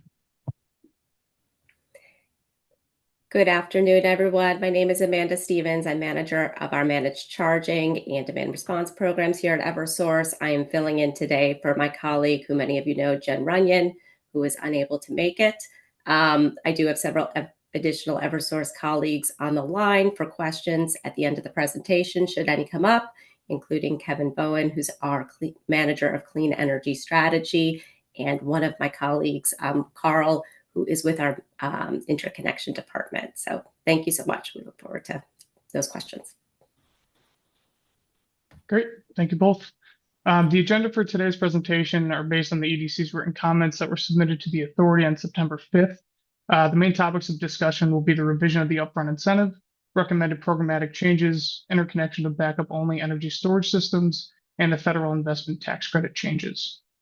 Let's go to slide 3, please. Thank you. To start the discussion, the EDCs would like to present on the revision of the upfront incentive as proposed by the authority. The authority posed 6 written comment subtopics as listed on the slide. The first 2 are regarding the performance incentive levels and structures, along with the enrollment incentive amounts. The third topic is regarding the appropriateness of offering an enrollment incentive only to residential and priority commercial customers. Fourth topic is whether the grace period should be provided before implementing a new program framework, whether existing customers who have not yet received the upfront incentive should be allowed to enroll in any new programmatic frameworks, and the last one being strategies to balance ratepayer impacts with program participation and long-term sustainability in advancing state policy objectives. So if we can please go to the next page, next slide. So the proposed performance incentive structures. The first subtopic within the revision was the EDC's comments on the authority's proposed performance incentive and structures. The EDCs agree with and support the authority's performance incentive and structure as compared to the existing programmatic design. Revising the incentive structure to reflect a more balanced program and removing the compliance to a passive dispatch model will allow for residential customers to benefit from a more simplistic and predictable program, while also allowing C&I customers to benefit from stronger cash flow throughout the program enrollment. Secondly, the EDCs support the incentive amounts proposed by the authority, given the modest enrollment incentive and increased levelized performance incentives that reflect the relative grid value of residential and C&I customer segments. Again, simplifying the program incentive structure for customers will allow for better comprehension of program offerings, will present the PAs with a greater opportunity for targeted marketing efforts. UI would like to add in the opinion that the grid edge incentive should be removed or reallocated given the substantial reduction of grid edge circuits in UI service territory. As supported in Order 1 filed on July 31st, there were 42 total circuits removed from the list last year, dropping the number of impacted customers by over 50%. UI believes that with the underserved and priority customer segments, the grid edge incentive is redundant and the funds can be reallocated to a different customer segment, rather further bolstering program equity and resiliency goals. EDC support limiting the upfront enrollment incentives to residential and C&I priority customers. Allocating incentives for residential and priority customer segments would allow underrepresented customer groups to take advantage of the revised incentive structure, further leveling the megawatt split between the two. As shared in UI's written comments, standard commercial projects make up about 90% of the total approved capacity in the ESS program. Introducing a new incentive structure that allows for priority customers to be the focus is important for equal customer representation and supports the program's equity and resiliency objectives. These incentives should also be contingent upon these projects being visible in the EDC's respective distributed energy resource management systems or DERMS. We can go to the next slide, please. Speaking to the new incentive grace periods, the EDCs support a 3-month grace period for commercial developers who have not yet applied to the program to apply to either the original or newly proposed program construct. This grace period should provide developers with enough time to review project financial impacts prior to their program application. The EDCs also support allowing existing customers who have a pending upfront incentive to change their enrolled program construct within that 3-month timeframe if they see fit.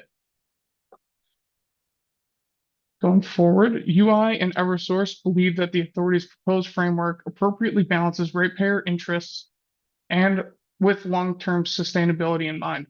The EDCs continue to emphasize that the ratepayer impact measure and participant cost tests are the best representative way to interpret program cost effectiveness and positive ratepayer impact.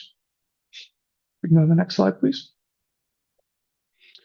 When it comes to the recommended programmatic changes, the authority posed 2 questions regarding the following: whether the ESS program is on track to meet its deployment goals, and whether the program administrator's recommended changes would advance the objectives of the ESS program, and if so, how? If not, why not?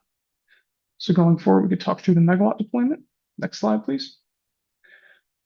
The ESS program has seen measurable progress towards the 580 megawatt enrollment goal by 2030. There have been a total of 148.88 megawatts of approved storage through the program as of June 30th, 2025. This makes up 25.7% of the total goal through almost 4 years of program implementation. However, only 5.63 megawatts of that capacity has been completed and is operational within the ESS program, participating in demand response events, while the 143.25 megawatts is pending in different installation statuses. Without intervention, whether it be from PA recommendations or by direction, the program risks continued levels of slower customer uptake and could put the 580 megawatt goal out of reach. Next slide, please. Talking through the C&I project maturity requirements, the EDCs continue to echo the recommended stance on including additional documentation requirements at the point of customer application to reduce project attrition. Again, the documents that we mentioned before and will continue to mention are executed interconnection agreements, site control documentation, or financing approval. OEM accountability and telemetry improvements. We're always implementing ways to hold OEMs accountable for the reliability and accuracy of their telemetry data, and it's always a major talking point within the ESS program. Continued communication efforts are being made by the program administrators with the goal that this chain of communication will lead to an increased program integrity and a better overall customer experience. When it comes to low-income participation enhancements, streamlining documentation requirements, such as utilizing the HESI print-on-demand packet for income verification, and increased support for third-party ownership models will assist with meeting equity goals and increase the program grid impact. Next slide, please. The EDCs feel that most of the proposed changes are constructive, but there are a few additional areas that need further refinement with guidance from stakeholders. Residential deployment pace being one of those. Considering additional means of targeted residential marketing efforts to stimulate greater program participation within residential customers will be needed given the active megawatt enrollments as they currently sit. C&I project attrition, continued enhancements to project review, management of stale projects, and communication will need to be made consistently in order to limit further C&I project attrition. Last one being cost trends. As ESS continues to grow, understanding what is driving costs is becoming more important. Currently, it's difficult to compare pricing across the industry, vendors, and installers because cost details aren't always disclosed or consistent across different sources. There's a real opportunity here. By encouraging more open and standardized cost breakdowns, we could help the program administrators and developers make better decisions, plan more accurately, and get the most value for their investment. I appreciate your time. I'm going to pass it over to Amanda for a couple more slides on this. Thanks, Logan. Okay, so just building off of some of Logan's comments here as we talk about recommendations for improving the program. And this was touched on by our colleagues at Green Bank as well, but the EDCs support continuing to work closely with OEMs to improve active dispatch performance. And we at Eversource discussed several of ideas that we had been thinking about in our set 2 interrogatories.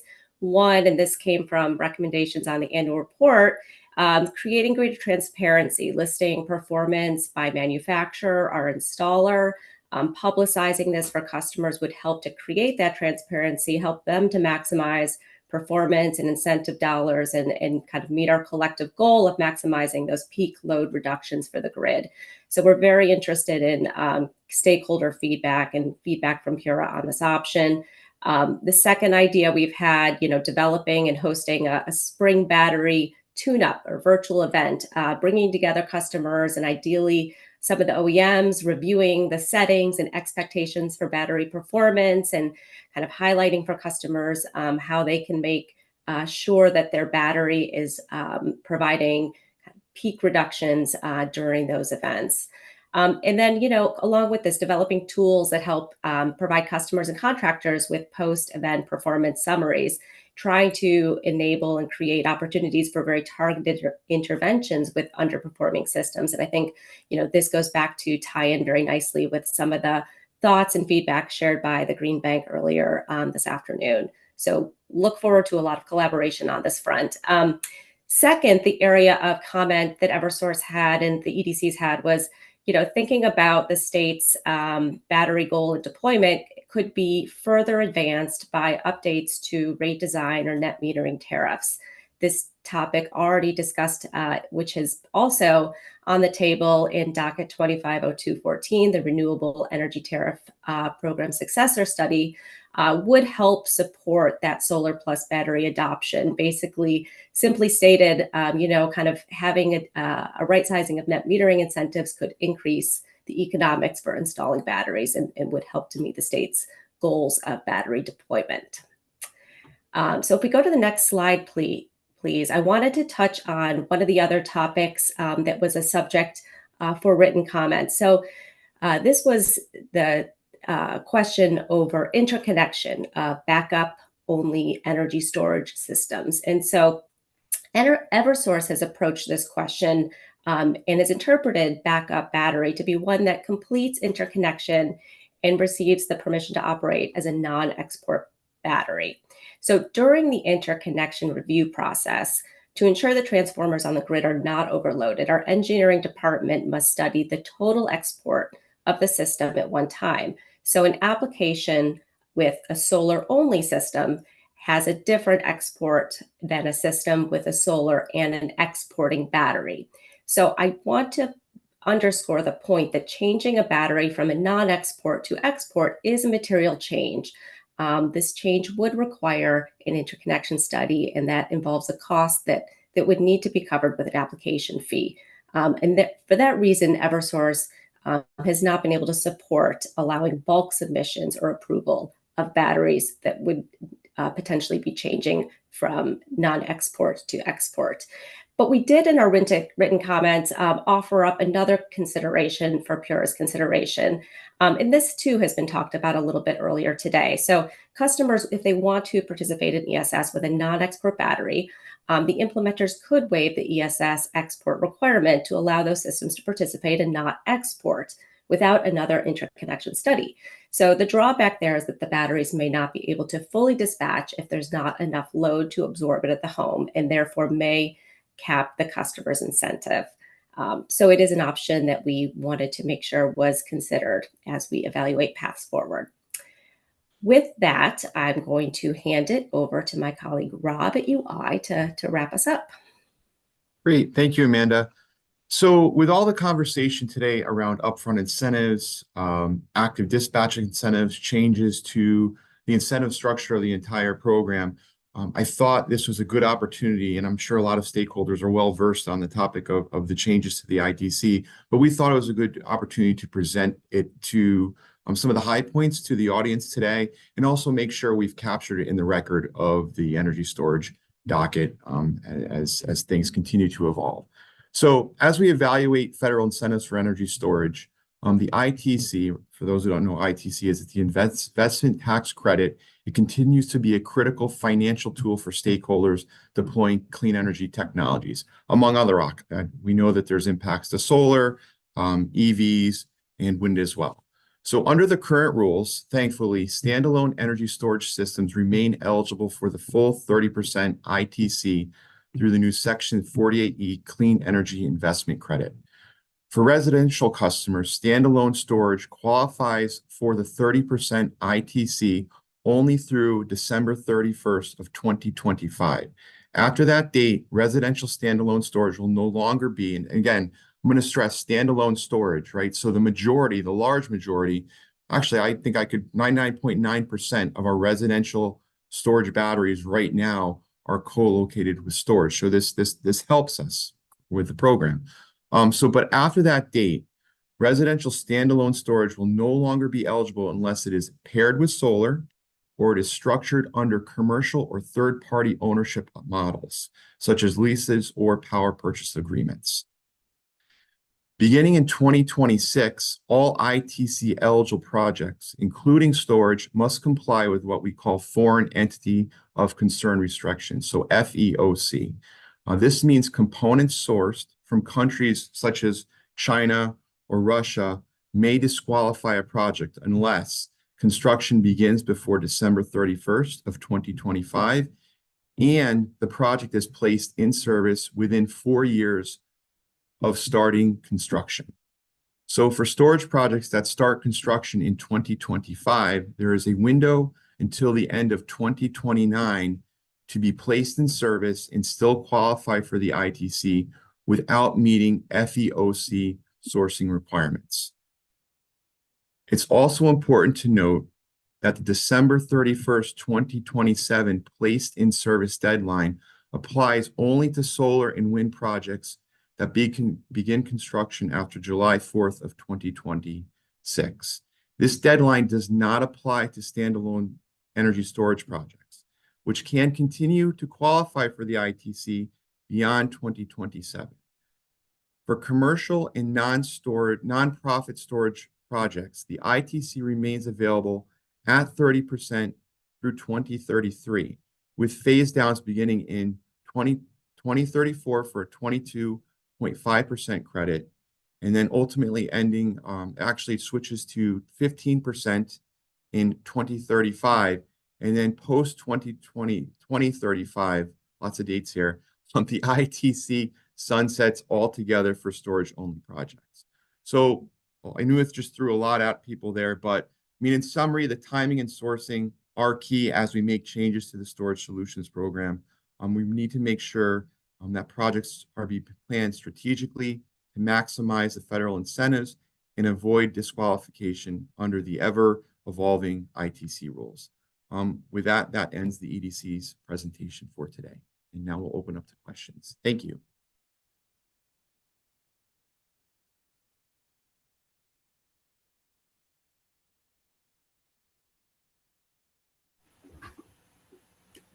Thank you. We'll move now to authority staff questions. I'll start again with Mr. Arpin. Thank you, Attorney Riley, and I'd like to thank the EDCs for their time and presentation today. Ms. Lupoli, could you please turn to slide 4? So my first question is for UI. Could UI please explain why the number of grid edge circuits in its service territory declined this year? I don't believe we have anybody from our grid modernization team on the call, but most likely it is due to substation upgrades and different line and transformer upgrades across our territory.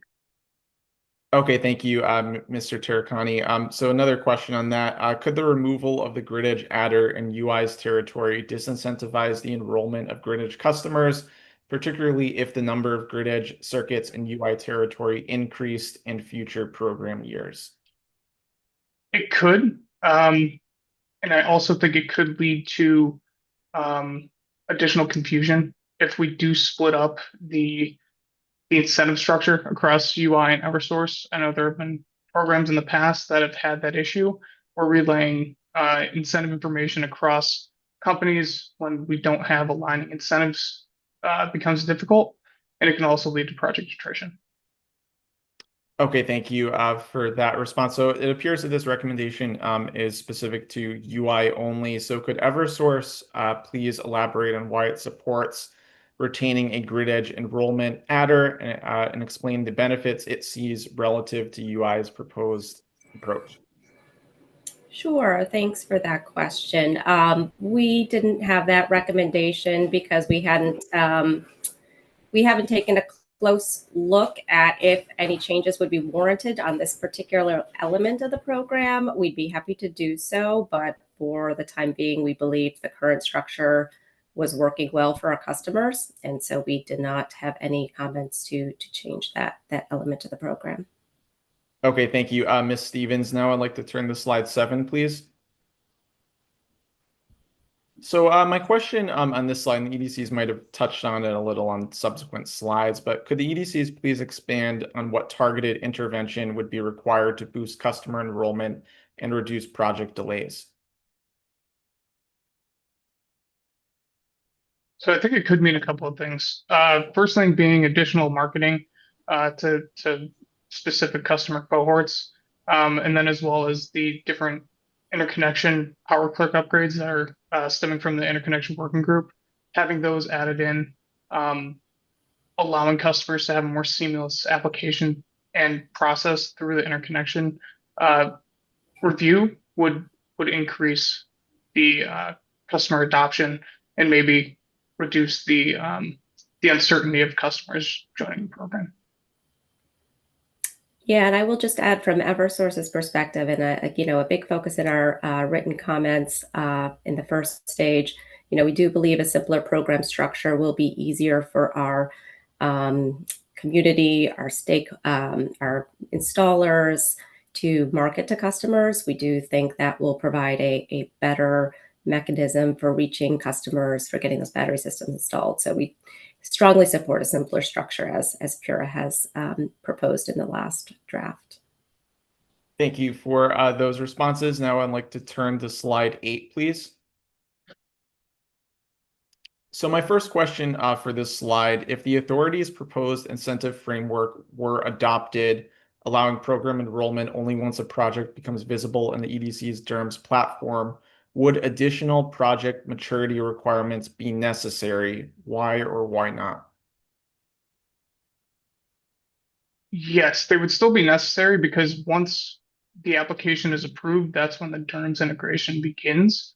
If we have a project that's in our DERMS, visible in our DERMS, it already has to go through the application process, the application review process to begin with.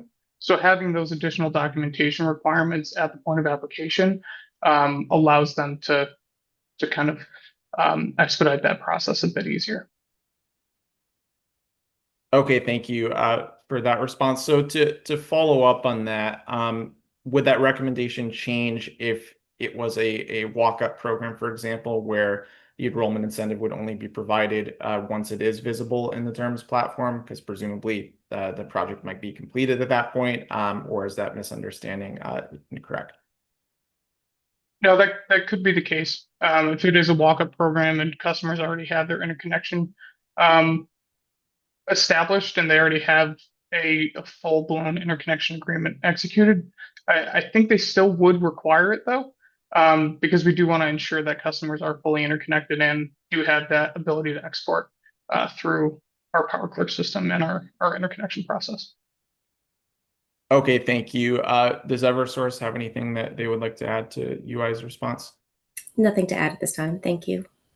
Okay, thank you. So another question on this slide, how accurate is the telemetry data that the program administrators currently receive? And are there any known data gaps that affect program performance tracking?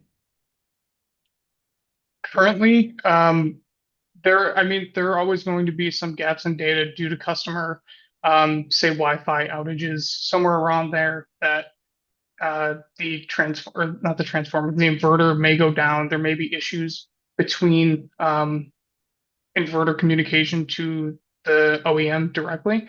I know in the past we had one customer system this year. I'm not going to call out any OEM specifically, but they did have a part of their system go down and it was covered under warranty. We were able to catch that through the telemetry data because they weren't reporting the telemetry data correctly. So with those gaps in data, it does allow us to identify errors, and we could get ahead of those and allow those customers to either repair their systems or get their systems back online for further participation in our events. Okay, thank you. Does Eversource have anything that they would like to add to that, recognizing that the EDCs have two different DERMS platforms? Yeah, no, I think just to say that, big data can, there can be, gaps or delays on certain fronts with receiving certain data. It's kind of part of the process of running this type of program. We're doing our best to kind of get that data, make sure that our partners are getting that quality data, as a pay for performance program in other states.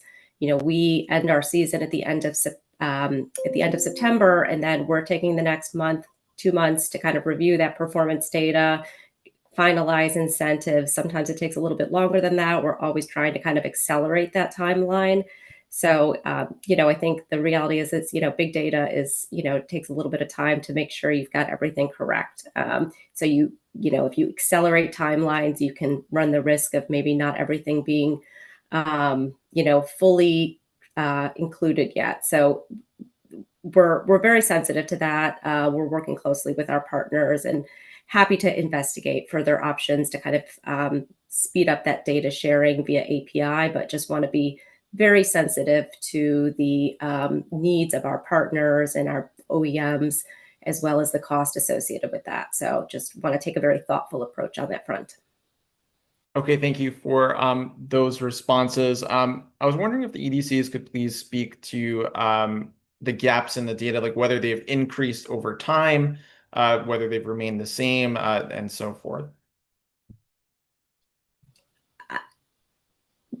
I was just going to make one quick observation. I think, we do sometimes see, with a new OEM that comes into the program, there might be some greater data, things that require some attention the first year.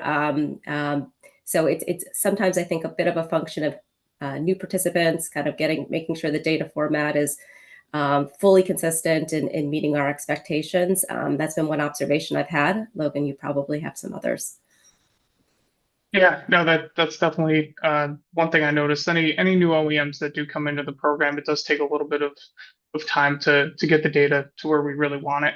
But other than that, I mean, it remained pretty consistent. I know there were some challenges again when a new OEM came into the program last fall, getting the data communicated correctly and in the correct format. But I think that's going to happen with pretty much all of the OEMs that come into the program. There's always going to be a little bit of a growing pain adopting to a new program.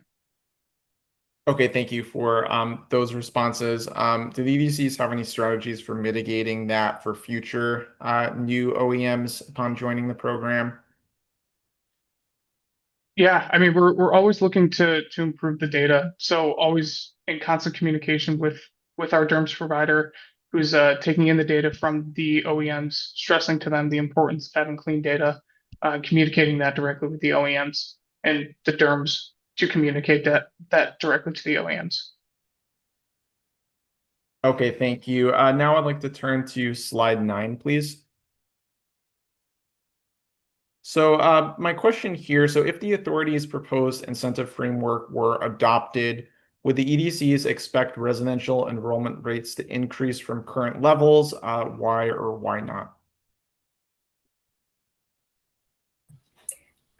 I can take a first stab. I think it's an environment right now where there's a lot of countervailing winds. And so I think it's difficult to forecast what the next year will bring with some of the ITC changes that Rob went through and, some of the uncertainties around the FEOC rules associated with the ITC. So there's a lot there to unpack. I do think a simpler structure at Eversource, we believe that is a better foundation for growing the program. So we're optimistic, but very difficult to forecast. Logan? Sorry, I had some trouble coming off the mute. Amanda, I think you hit the nail on the head with that. There's a lot of uncertainty in the market currently. but we're hoping that a more simplified program offering will allow for more customers to come into the program. Okay, thank you for those responses. So staying on the slide to a different topic. So how do the EDCs recommend improving cost transparency for ratepayers and developers? I see that that's a recommendation on this slide. Yeah, so that's one thing that we were really looking for feedback on. We don't really have a true path forward on how to receive that additional information. I would assume through working groups and different documentation requirements in the program that we would be able to obtain that information. But on individual project levels, say if a third-party operator is coming in, they may not disclose that information to us at the point of application. So it's definitely something that we're looking for feedback on from the authority and from external stakeholders. Okay, thank you for that response. Now I'd like to turn to slide 10, please. So my first question for this slide, what concrete steps can be taken to improve active dispatch performance, and what resources, tools, or process changes would be necessary to implement that? So I think, we've got a lot of ideas. The EDCs meet weekly with our DERMs to talk through kind of ongoing data and other programmatic issues. But these are some of the ideas we have. I think, we probably start by really kind of taking up the idea of listing that performance by manufacturer and installer and making that available to customers who are evaluating potential battery systems. That said, we're very interested in other stakeholder feedback on that. We recognize there might be some concerns with that, so we want to make sure we kind of fully think through that as a stakeholder group. But we do think that could be one important tool for customers to be able to have the insight into the expected performance that their battery could be deriving. And there's several other more hands-on kind of ideas we've had, including the battery spraying tune-up webinar, some creative ideas that we're thinking about. So we welcome further feedback from stakeholders and from Pura on this area. Thank you, Ms. Stevens. So I see that this third point here, tools for post-event performance summaries. So I have a question on that specifically. So are the EDCs currently developing tools for post-event performance summaries? We do not have anything at this time yet. It's something that we've talked about, but it is not something we have actively under development at this point, to my knowledge. Okay, thank you. And could the EDCs please elaborate a little more on what that tool would look like if it was under development? So I think the idea that we had here, Logan, if you have other thoughts, please feel free to chime in. But I think, some sort of kind of evaluation and then targeted outreach with more, maybe it's a monthly information for customers as far as how their systems are performing. Recognizing this is kind of steps that we don't take today, it would incur some additional development and costs. So we have to balance those. But we're certainly supportive of working with our customers to make sure we're maximizing the investments they and the ratepayers have made in these systems. So we want to bring that to bear, but do recognize that these are things that we don't yet have today. So additional investment would be needed. Okay, thank you, Ms. Stevens. Does UI have anything that they would like to add to that? No, I think we're all set. Thank you. Okay, thank you. Now I'd like to turn to slide 11, please.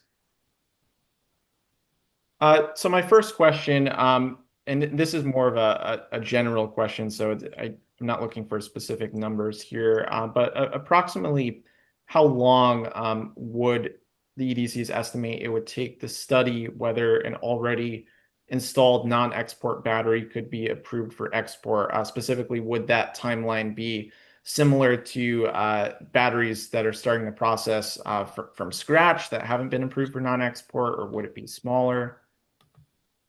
Thanks for that question. I'm going to see if my colleague Carl might be able to speak to that, who's with our interconnection department. Yeah, hi, this is Carl Novashevsky. And as most of you know, there are sort of two legs to the interconnection process here at Eversource. One is technical and one is customer care. So I represent the customer care side of the house. So I'm not technical and I don't do the studies, but just from experience, I can say that the term study is kind of a general term that does not refer to all projects. Not all projects will require a study. For example, residential projects would require a technical screen as opposed to a study, but studies refer to larger projects. And I think that if we already have knowledge of a project, and it again depends on the project, it depends on where it is in the interconnection process. So it's hard to give a general answer to this question, but I think it would typically depend, and I would expect that it would take as long as a new application would take, really, to go through and redo it, because unless we had existing technical data in-house already that we didn't have to obtain, for a project. So if we had that, it would be a little shorter time. But as it says here, it is a material change, or it said somewhere in one of the slides that, going from from non-export to export is a significant change and really requires a whole new approach to the technical analysis. I'd use that term instead of interconnection study. Okay, thank you for that response, Mr. Novashevsky. So to follow up on that, is there a difference then for residential versus commercial in terms of the time frame that you're speaking to, or would you expect Yes. For both? Yeah, absolutely. I think residential systems would be much quicker, yet they still would require, I think, a new application so that it could receive the appropriate amount of technical review. Each one of these projects that, and again, depending on where it is in the interconnection process, I'm assuming that the discussion that I've heard today is applying to projects that may already be online and may already be operating as non-export, and now they want to change that to an export situation. So in that case, we really would have to review the specific project against the specific conditions that now exist at that location, regardless of whether it's residential or a larger project. However, the residential project only requires a simple transformer screen. So it would be quicker, but it's still necessary to really receive a new application to conduct that work. Okay, thank you for that response. So a couple more questions on this topic. So several stakeholders recommended allowing bulk uploads of non-export battery applications into PowerClerk to reduce potential interconnection administrative burden of submitting multiple applications separately. Would the EDCs support enabling bulk interconnection submissions for non-export batteries specifically? Why or why not?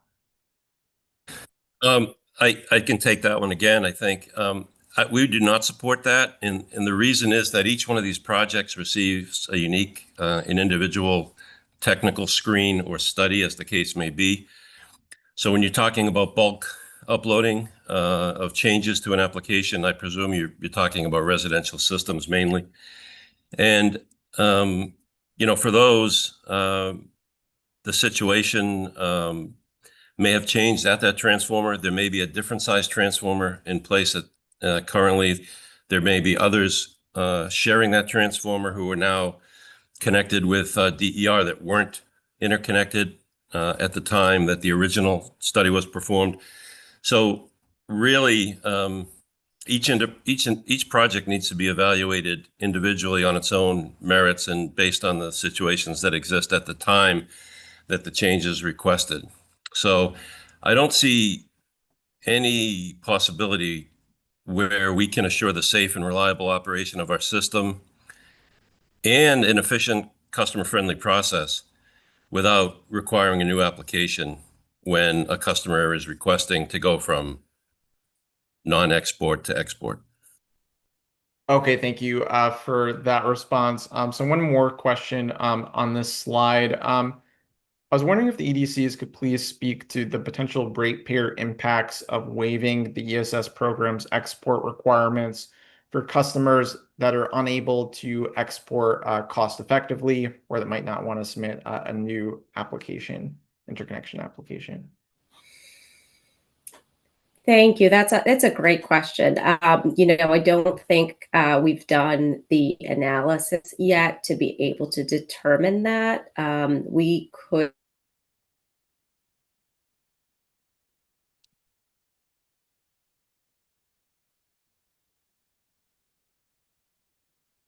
Ms. Stevens, I think you Look froze. back at our data and see if we could be by looking at different battery. Oh, can you hear me? I can hear you now. Yeah, you cut out for me. I don't know if that was just me, but. Yeah, thank you. Ms. Stevens, you cut out for me as well. So maybe if we just start your answer over again, please. Hear me? I can hear you now, yes. Okay, sorry about that. Seems like I was having some network connectivity issues. So I was saying, I don't know where I cut out, but in short, we haven't looked at it, but it might be something we could tease out from data. We'd have to have a look. Okay, thank you. Does UI have anything that they would like to add to that about the ratepayer impacts of allowing non-export batteries? No additional comments. We would have to follow the same process as Eversource. Okay, thank you. Now I'd like to turn to slide 12, please.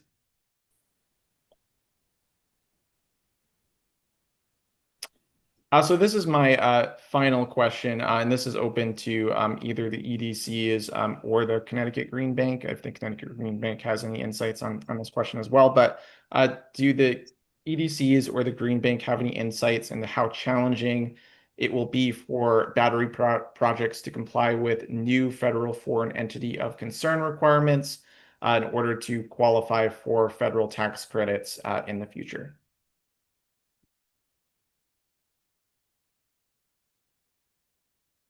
I mean, generally speaking, I just think from a customer standpoint, these new rules are going to be very difficult for end users and owners to navigate. Out there in the industry, the installers I've talked to, the manufacturers I've spoken with, it seems like they have a good handle on what the changes are. But I do think, and there's plenty of industry reports out there that we can, look at and research.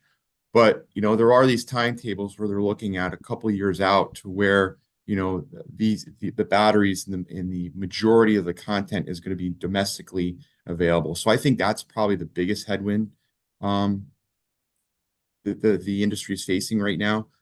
That's kind of my 2 cents, but I'll let others jump in as well. Does Eversource or the Green Bank have anything that they would like to add to that about the foreign entity of concern requirements and their impact on future projects? Mr. Arpin, this is. I think this is something that we're actively investigating, and we're learning just along the same time as developers are. This could be something that we could potentially add to program requirements. Maybe thoughts around adding a question around, are you FEOC eligible, whatever the correct terminology would be. In NTA applications, we could go out and ask OEMs that are already participating in the program to see if they've thought about this already. Just trying to help navigate some of the challenges that developers and customers are going to see soon. Mr. Arpin, maybe I can add to Sarah's comments here. 2 things. One, it's obvious we've got the TPOs about to present, so you'd want to ask the industry's perspective since they're the ones that are going to be having to manage through this. And then secondly, I would just say that in general, this administration's treatment to clean energy is to create a very uncertain market. So even though we may feel certain today, we aren't going to feel certain 3 months from now. So it's going to continue to be an ongoing risk that needs to be managed. Thank you for those responses. And I believe those are all of my questions. So again, I would like to thank the EDCs for their time and presentation today, and I turn it back to you, Attorney Riley. Thank you, Mr. Arpin. And that concludes the authority's questions. We do have some time for stakeholder questions. If anybody has those, I would ask you to just use the raise hand function under the reactions tab. And if not, we'll move to Tesla. So I'll give everybody a minute to raise their hand if they have any questions.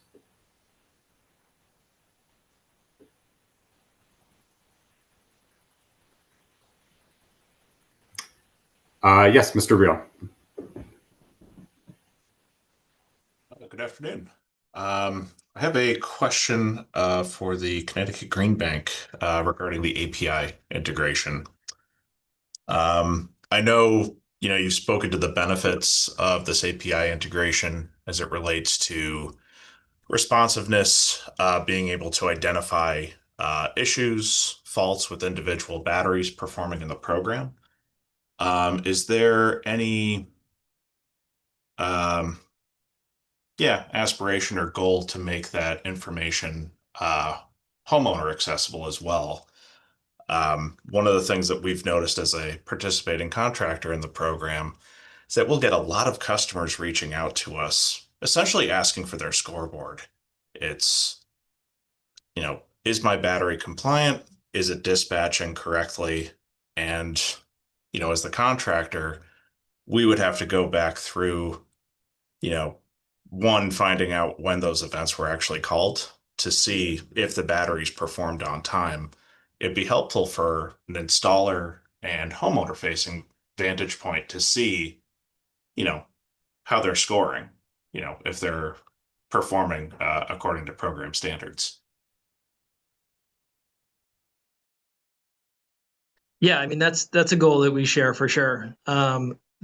The challenge with it is that whether we're getting that telemetry real time through an API or we're getting it a month and a half later, there is still some QC that needs to be done to ensure that's accurate. So that's something we have to balance, is not adding to homeowner and contractor anxiety about the performance of their system unnecessarily. So that's part of establishing an API, is also getting that QC quicker and improving the data at the source so that it can be more accurate more quickly, so that potentially we can get to the point where we're providing that feedback to contractors, OEMs, and homeowners. Understood. Thank you very much. As an additional question, and I don't have anyone to pose this to in particular, but I did see in the UI recommendations for lowering or removing the grid edge incentive or grid edge enrollment incentive. I was wondering if we have seen from any of the data from past program years if participants on the grid edge going through active dispatch have been contributing a lower KW threshold than their non-grid edge peers. In theory, if that were the case, then it could potentially necessitate the need for the enrollment incentive to sort of make up for the lost revenue opportunity, or make up for what would end up being an increased cost for people living in grid edge communities. Yeah, thank you for that comment. I will definitely look into that. I haven't done that prior, but I'll definitely look into that. Thank you. Thank you, and apologies for the rambling sense of questions from my end, but I thank you all for your information. Thank you. Thank you for your questions. I'll pause just once again. If anybody again has a question related to the presentation, please feel free to raise your hand. And again, there'll be another opportunity for public comment at the end of this technical meeting. So I'll pause just once more. Yes, Mr. Mitchell. Hi, this is Dr. Mitchell with the Nonprofit Accountability Group. I had a question for the Green Bank about their proposal for the for the upfront incentives. I guess it's I'm sorry, for the direct payment. Did you have? It would be really helpful to see to have a sense of how much that would be and how many years you're talking about financing that for, and to see examples of how that would work. Have you done any of the analysis of that, or are you planning on doing any of that analysis in the near future?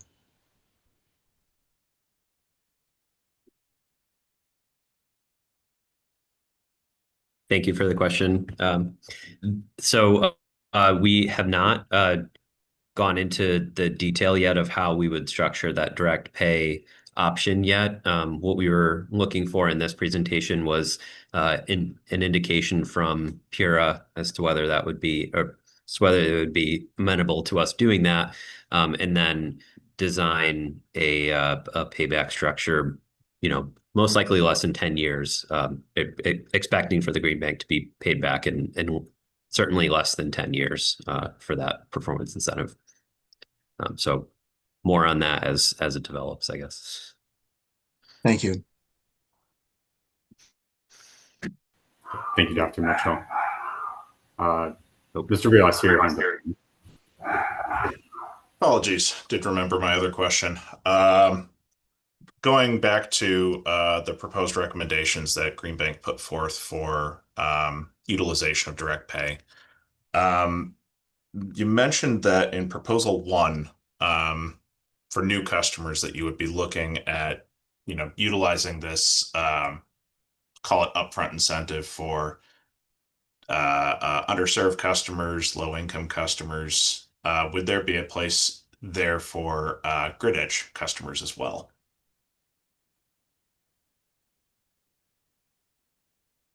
It wasn't. It's not currently part of the design. Right now, it's mainly focused on Green Bank's mission, which is underserved and low-income communities. Didn't consider grid edge in that, I don't believe, but it is still early days, so we're certainly open to comment from contractors, customers alike. Understood.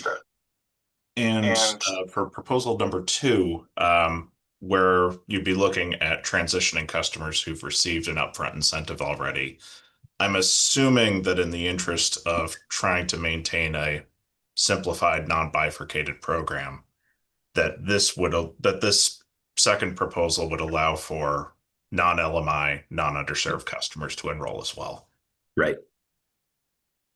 Excellent. In that case, thank you very much. Thanks. Okay, thank you. I don't see any other stakeholders' hands raised at this time. So I will next invite our colleagues from Tesla to present. Wonderful. Can everyone see the slide deck okay? I do, yes. Wonderful. Well, hello, everybody. My name is Dominic Gotti. I am an energy policy analyst with Tesla, and I appreciate everyone listening in after what has been a long day of very informative presentations. Today, we'll cover a couple of topics, starting with some thoughts on the proposed revision to the passive dispatch track and details about similar daily dispatch style programs. We'll then move on to program manual changes, including revisions to OEM and aggregation operator responsibilities, telemetry latency, V2G participation, and then we'll finish up with reclassification of existing batteries. So first up is passive dispatch and upfront incentives and the changes that PURA and the EDCs have proposed to this portion of the program. So on the screen now is an overview of the timeline that PURA has been considering changing the passive dispatch program on. And actions from Pura and the EDCs are in blue. Interlaced throughout are actions that Tesla has taken, which are in red, and a theoretical customer action that they would take in black. So to walk through this section by section, first in December of 24, Pura updated the passive dispatch program with elements that Tesla did in fact advocate for. The following month, we decided to participate in the passive dispatch program for both our direct business as well as enabling this for our channel business. The following 3 months, we spent training our direct staff as well as updating the procedures that we use with our certified installers to allow enrollment into this track of the program, which means in April of 25, we were ready to actually sell against or otherwise promote the passive dispatch option. It was the following month in May that the EDCs proposed eliminating that passive dispatch track and the associated upfront incentive, which is the same month that the customer would be able to, who was interested in a Tesla Powerwall, would be able to begin the process of installing such a system with the intention to participate in the passive dispatch portion of this program. 2 months later, in July, Pura proposed eliminating the passive track, and then 2 months later is today. If we look back at this theoretical customer who it was one of the first, potential movers in response to Tesla deciding to participate in the passive dispatch track in response to the changes Pura made in this program during the last annual review cycle, October of 25, next month would be the pretty much earliest reasonable opportunity they would have to get PTO. And to do this math, we took the fastest 25th percentile mark of contract to PTO, which is what landed in October, this upcoming month. It is December of this year that we expect Pura to make a decision on whether or not the passive dispatch track will be continued, but it isn't until June through August of next year that any Tesla devices would be able to perform under a passive dispatch season. It's not until this time next year that we would have a full season's data available to really evaluate what the changes in this last annual review meant for the market and for participating in this track. The programmatic changes that Pura diligently made last year have simply not had time to affect the market, and therefore we believe it's too early to decide if these changes have worked or not, and therefore decide whether or not to keep this track of the program. And this style program can in fact work, a daily dispatch style program. Here are 3 examples from California of successful programs that have criteria very similar to the ESS passive dispatch track. As you'll see here, around 80% of the expected energy, 80% of the possible energy is being dispatched on this daily basis. And digging a little deeper into the data, we actually see about 95% of devices are participating in each of these weekday calls. When the program is designed well and customers have the opportunity to enroll and inform, especially with customers with Tesla devices, they show up and they provide the energy to the grid. But until the authority evaluates the most recent program changes have done to the market and for this track, we don't believe Pura should cancel this program option, because we might end up seeing numbers like this. Moving on to Tesla's response to the proposed changes in the program manual, we'll actually start with recommendations 10 through 13, which is looking at device level data and service. In general, we are supportive of the changes that increase efficiency of the program and the customer experience, but the programs that were proposed in the program manual are in many cases impractical. I think over the course of the presentation today, we've gotten a more nuanced view of how the ecosystem between OEMs, operators, DERMs, program administrators, and customers actually work and where we do have room for improvement. But the redline program manual, we don't think is practical. For suggested changes 10 and 13, these changes could possibly punish OEMs for customer underperformance that has nothing to do with how the OEMs are participating. especially for Tesla, we do have our direct sales, but we also have a large volume of Powerwalls that are brought into the state through our channel partners. And so we don't have a direct relationship with those customers. Even if we wanted to help those customers get back in line, they don't know us. They know that the installer that they worked with to get the system on site. Obviously, on the back end, as an OEM, we've got software and integration capabilities that we do make sure to maintain, but we only have the customer relationship for direct sales. And even then, Tesla does not do a leasing structure, and therefore it is not a relationship that is actively maintained in the same way that a TPO system might be. We can and do quickly address issues with API access, software command and control issues, but individual site issues like Wi-Fi connectivity, as was mentioned today, is not something that we have control over and don't believe we should be punished if is dropped on the customer's end. When talking about recommendation 11 and telemetry latency, the requirement here was for daily data transfers from the OEM to the Green Bank. This is technically feasible, but it is not economical, especially when the state is already paying for the integration that we do with both DERMS providers, and they have access to real-time data. We recommend that is the path program administrators should take to get this granular and quick access. We could do it directly. We could set up a new API and data integration with Green Bank or another entity that is interested in seeing this data, but it is costly. This is certainly not a quote, but just to give you a range, we'd be looking at somewhere between $75,000 and $100,000 for data that Connecticut is already paying for and already has access to. And we do want to mention that even if it was deemed worthwhile to pay that money just for the data to the access to the data itself, there is also a need for staff to intake the data at that frequency and that volume, digest it, and then act on it. We absolutely agree that the program should be responsive to what is happening on the ground and getting systems back in line as quickly as possible. We have to make sure we're balancing the information and cost of that information and the cost it would take to act on that information with the value of bringing these systems into alignment faster. And then lastly, recommendation 12 I want to touch on, which was basically a requirement for operators to schedule passive dispatch themselves. This is a very administrative and in the weeds piece of this, but our argument is largely that the current breakdown of responsibilities is already baked into the contracts that we have with DERMS providers and then DERMS providers have with the EDCs and program administrators. And any of the updates suggested to the program manual would duplicate work. And we do hear that in theory, it is easy to switch off who is responsible for scheduling what kinds of events, but we run into administrative constraints that if you are running both the active and the passive track, pose major issues.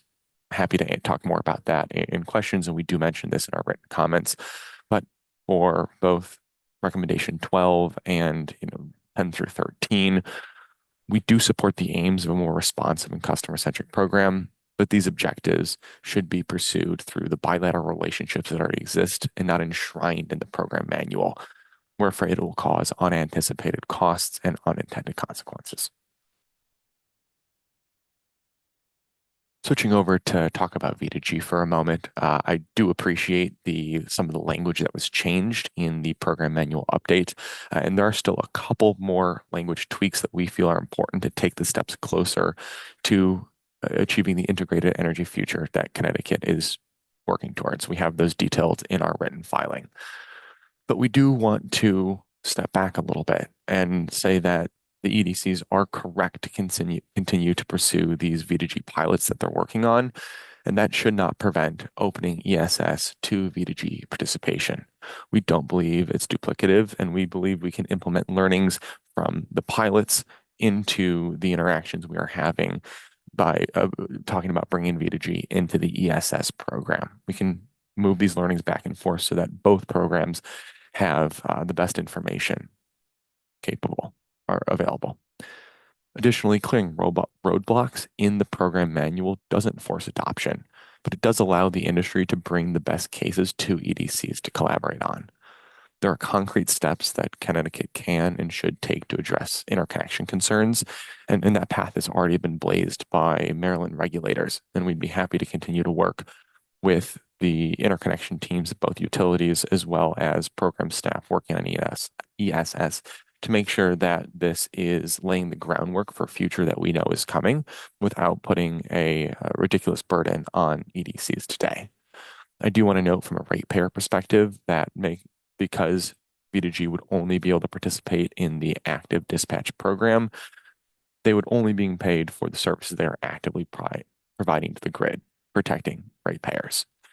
We don't believe there's a need to delay. Industry is ready and willing to help Connecticut unlock even more grid flexibility with V2G, and we should begin to clear that path today. So as this reaches true liftoff point, Connecticut will be able to take advantage of all of the devices that are rolling around the streets and capable of providing grid services. And then the last piece I want to talk about is the reclassification of existing batteries. So Tesla supports an effort to reclassify existing systems in bulk so that customers can choose to participate in the ESS program to provide their capability to help the Connecticut grid. Doing so would unlock a sleeping giant of latent capacity. Just for reference, less than 10% of existing Tesla systems are enrolled in the ESS program, meaning there is significant untapped grid flexibility. Many of these were installed before the programs existed, and others, there is always a question of marketing and customer interest. And especially as ESS proves itself to be a successful program, more will be interested. We do agree that extra review would be necessary in some scenarios, but we do want to point out that every solar plus storage installation has already been studied at the full inverter capacity, as evidenced in the RES metering guidelines that are linked from this slide. We absolutely hear the concern that EDCs have that conditions may have changed on specific feeders on specific circuits, but we want to point out that these devices would only be exporting when there is really not much of a concern of overloading feeders, as these devices would be responding to EDC called events. Additionally, as we work through this process, we could use power control systems to manage the risk during the transition to onboard these devices and make them eligible for the ESS program. For example, the power control systems could be used to limit the battery's export capability to whatever the PV on site is already improved to export until transformers in that area can be upgraded if necessary. With Connecticut's practice of socializing transformer upgrades, all of the residential systems proposed that would need the transformer updates could be done so cumulatively, so we could cover these costs of the necessary distribution grid upgrades while bringing these new systems into the fold. We do want to recognize that this would be outside the normal process, and that's one of the reasons we advocate for a bulk submission and bulk processing of these change requests rather than individual new ones.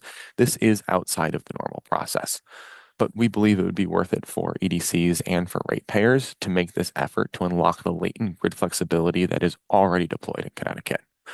We know this would not be a small effort, but we believe it would be worthwhile and are happy to work with the state and the EDCs to figure out how to do this in a reasonable fashion.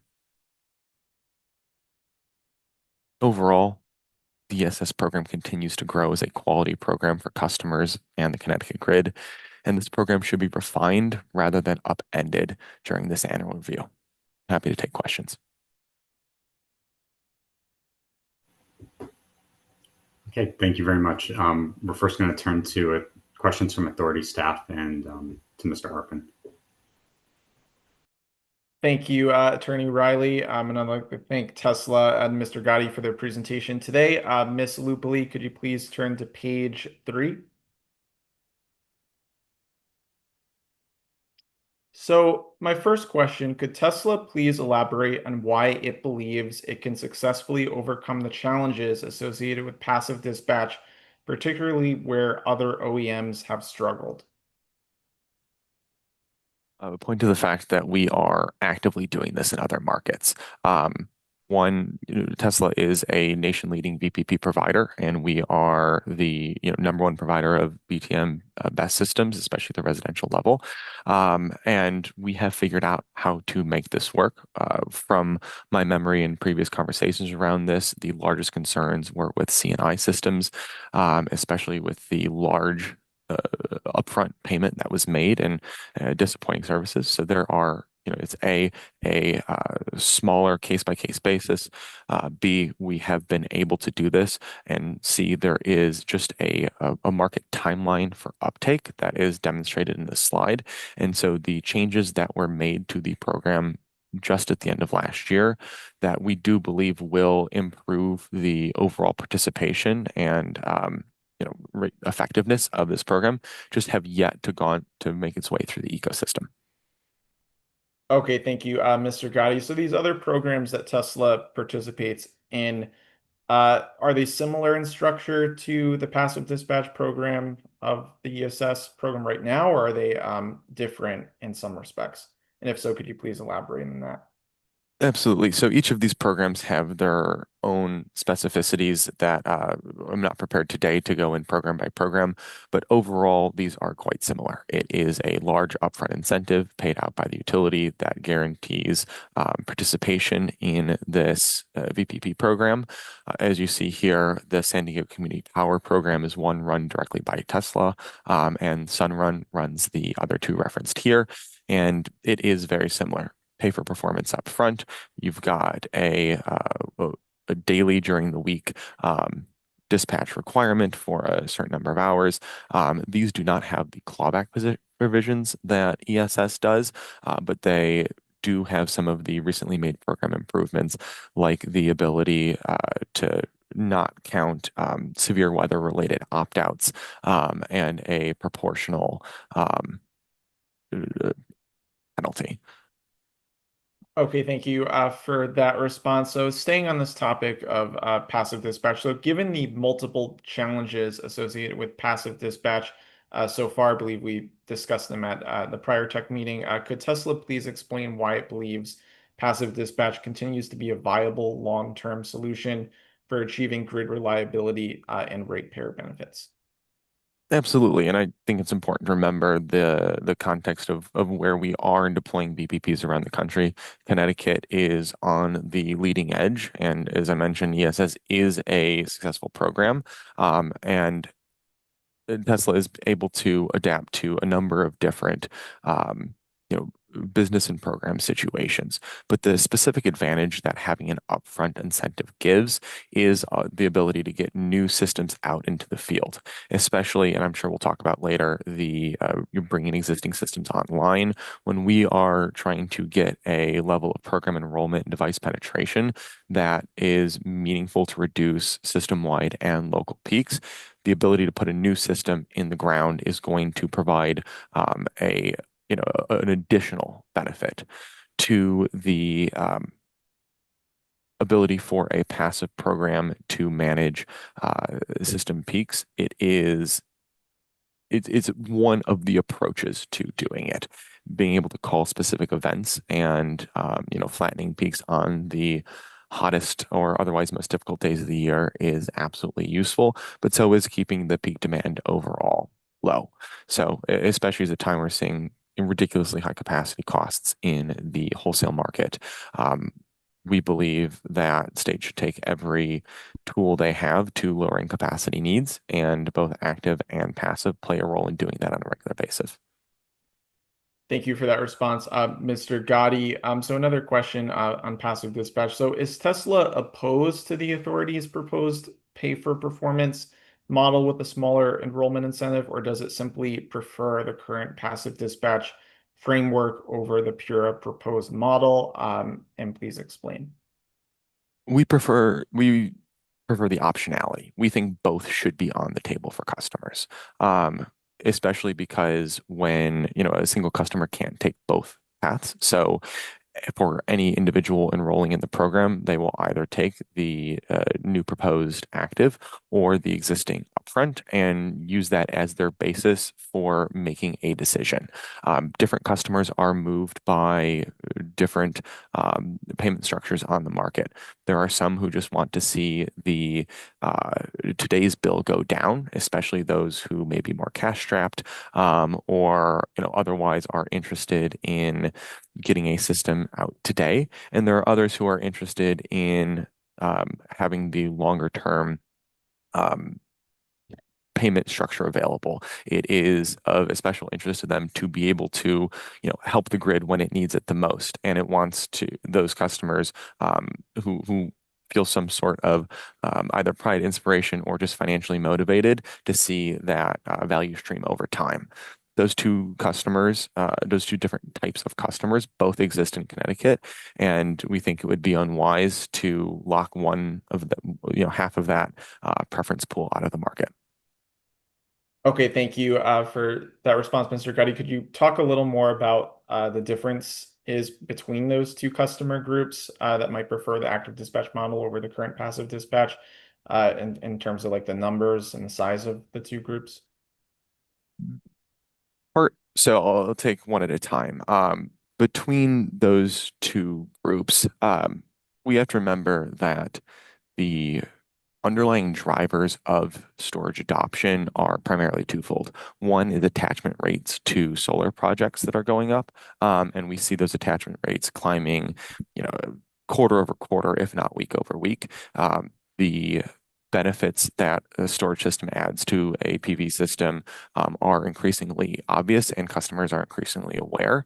Then the other case people use to purchase a battery, especially a Powerwall, is the home backup capability. And so when customers are choosing one of those two things, that is the reason that they pick up the phone in the first place or visit the website.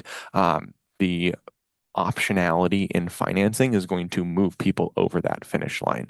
And to achieve Connecticut's goals, both from a reliability, grid flexibility, and sustainability perspective, making sure we don't miss any of those customers is particularly important. From a numbers perspective, it is just kind of hard to tell at this point because the changes here are made at the end of last year, which is what allowed Tesla to begin offering this to anybody, have just not had time to go through. And I'll refer back to this previous slide. We do see the most rapid increase in program participation in territories that have large upfront incentives. I'll point to North Carolina's Power Pair. California has high rates for a number of reasons, but one of them is because of the availability of upfront incentives in many jurisdictions. And as we continue to, chase this down and try to bring flexibility to Connecticut's grid, we'll be able to play that out with real data. And when we believe the authority should make the decision on data as soon as it is available. We just don't believe it's yet available. Okay, thank you for that response. Mr. Gotti, now I'd like to turn to page 6, please. So my question here, I know you talked about the cost of establishing new telemetry data sharing pathways. So I was wondering if Tesla could please speak more generally, like how much would it cost? How long would it take for Tesla to establish new telemetry data sharing pathways with the program administrators to meet greater data latency requirements? Absolutely. So the cost I mentioned earlier, and again, this is not a quote, but just a ballpark. At least for the first year, we're looking to $75,000 to $100,000. There is a setup fee and then a per device fee. That is basically how our pricing is structured. There is a couple of question marks in exactly where that number would land and what would be one time and what would be recurring, because usually when we're setting these up, these are contracts with DERMS providers. And so there is a control element in there. And so, having it one directional rather than bidirectional may have some impacts on the cost. But that goes to my point that this should be in bilateral negotiations rather than inflexible program manual updates. For the time to set it up, I don't have specific numbers. I believe we can usually do it on about a month to 2 month time frame. But again, there would be really unique aspects of this relationship that, could push that number up or down. Okay, I appreciate that response. Mr. Gotti, now I'd like to turn to page 7, please. So my question for this slide, when does Tesla anticipate V2G will reach commercial viability in Connecticut? I was wondering if Tesla could please speak to the market barriers that remain before it can scale statewide. Absolutely. I don't today have Connecticut specific projections on the penetration of V2G vehicles. As I mentioned in the last presentation, Tesla's Cybertruck is the current bidirectional EV that we have in our lineup, though we do anticipate to transition that capability to most, if not all, models in the future. Nationwide, we are taking the steps today. I'm in calls on regular basis on rolling out projects in Texas and California. Tesla does have our own electric utility in Texas, so that is kind of the testing ground for a lot of what we're doing. But we are talking about matters of months until we are confident to be plugging in and operating in parallel on a regular basis. How that will then move across the country is a little bit to be seen. And I think that goes to your astute question of what are the remaining hurdles in place. And I think the biggest one I would point to is having a established interconnection pathway. And this is what I keep referencing when I talk about Maryland. I believe it's 0.09 subsection S. I'm happy to get that reference for anyone who wants it. But it was prompted by a recent piece of legislation that basically told the commission in Maryland to, hey, figure it out. And they did. They stepped to the plate. They created both a AC and a DC architecture. And for the AC architecture, 1741 SB and SC. We refer you to the previous presentation on the differences and advantages between those two. But once that is in place, remember, we're still relying on UL certifications. This isn't something the utilities have to do from scratch. This isn't something you have to just trust Tesla on. We're using UL certifications to put that in place. But the utilities need to recognize that, and the authority needs to approve that. So once that is in place, we believe the remaining barriers would be largely programmatic, making sure that expectations of when devices are available and how they are paid would be really what's left. If we've fixed the program language so they have a pathway to participate and establish the interconnection pathways so that they can participate safely. Thank you for that response. Mr. Gotti, now I'd like to turn to page 9, please. So I have several questions on this slide. So my first question, so in written comments, Tesla stated that there's thousands of installed batteries in Connecticut that are not approved for export. So my question is, why were these batteries originally installed in non-export mode? Absolutely. And I believe someone from the Green Bank mentioned this. There wasn't a reason for a lot of them too. And when going through the interconnection process, there is a back and forth between our staff who works with the utility staff on what helps these projects get across the finish line. Because from our perspective, the customers want to be up and running as soon as possible. And if checking no grid export helps them get there a week faster, it was something we were interested in doing. Again, a lot of this was before there was a ESS program to have a reason to explicitly export. As I mentioned, when a PV plus storage system is applying, the inverters are stacked and studied.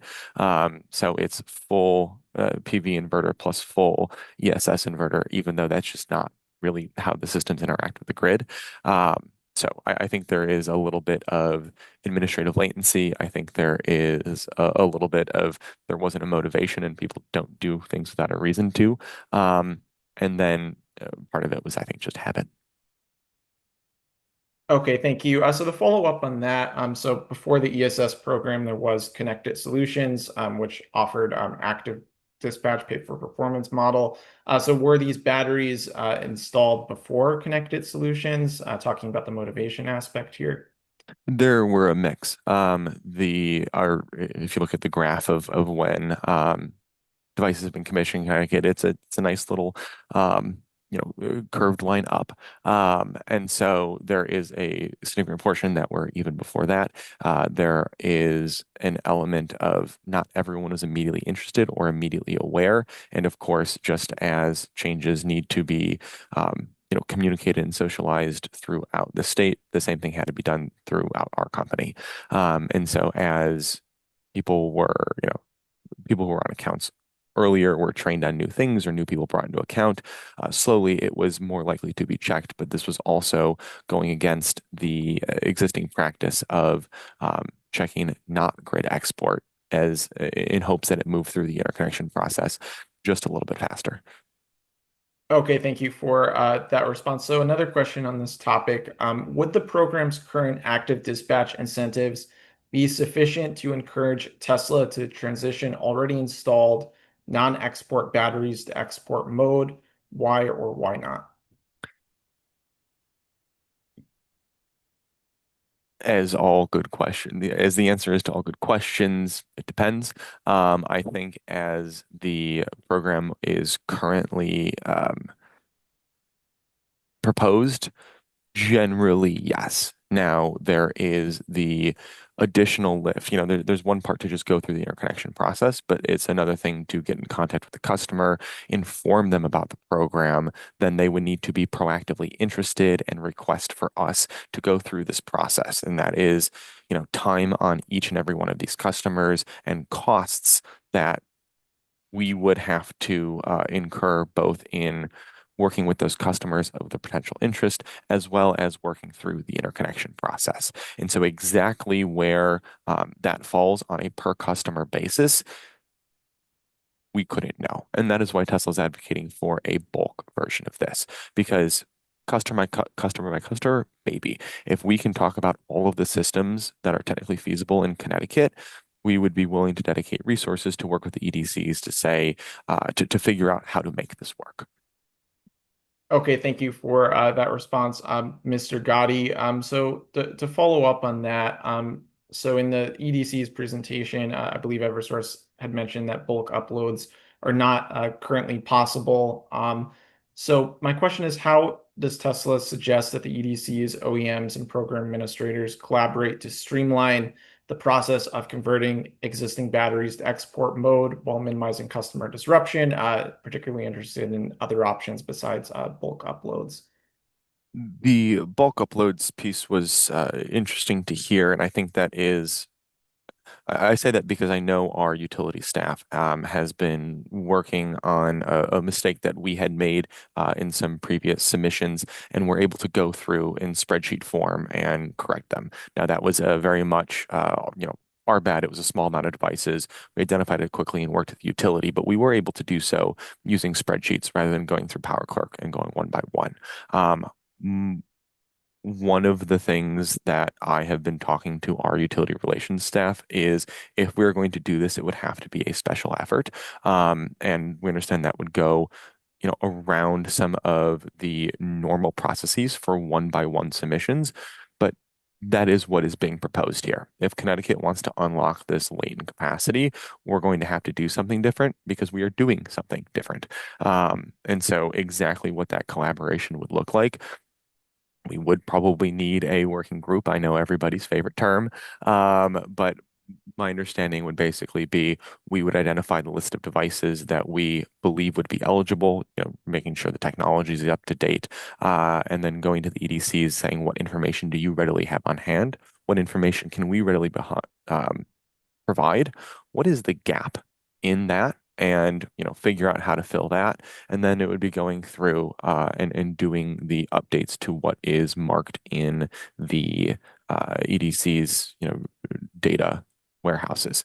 I do want to mention that we believe doing this in bulk is simply more efficient and likely the only way that is most efficient to actually do it.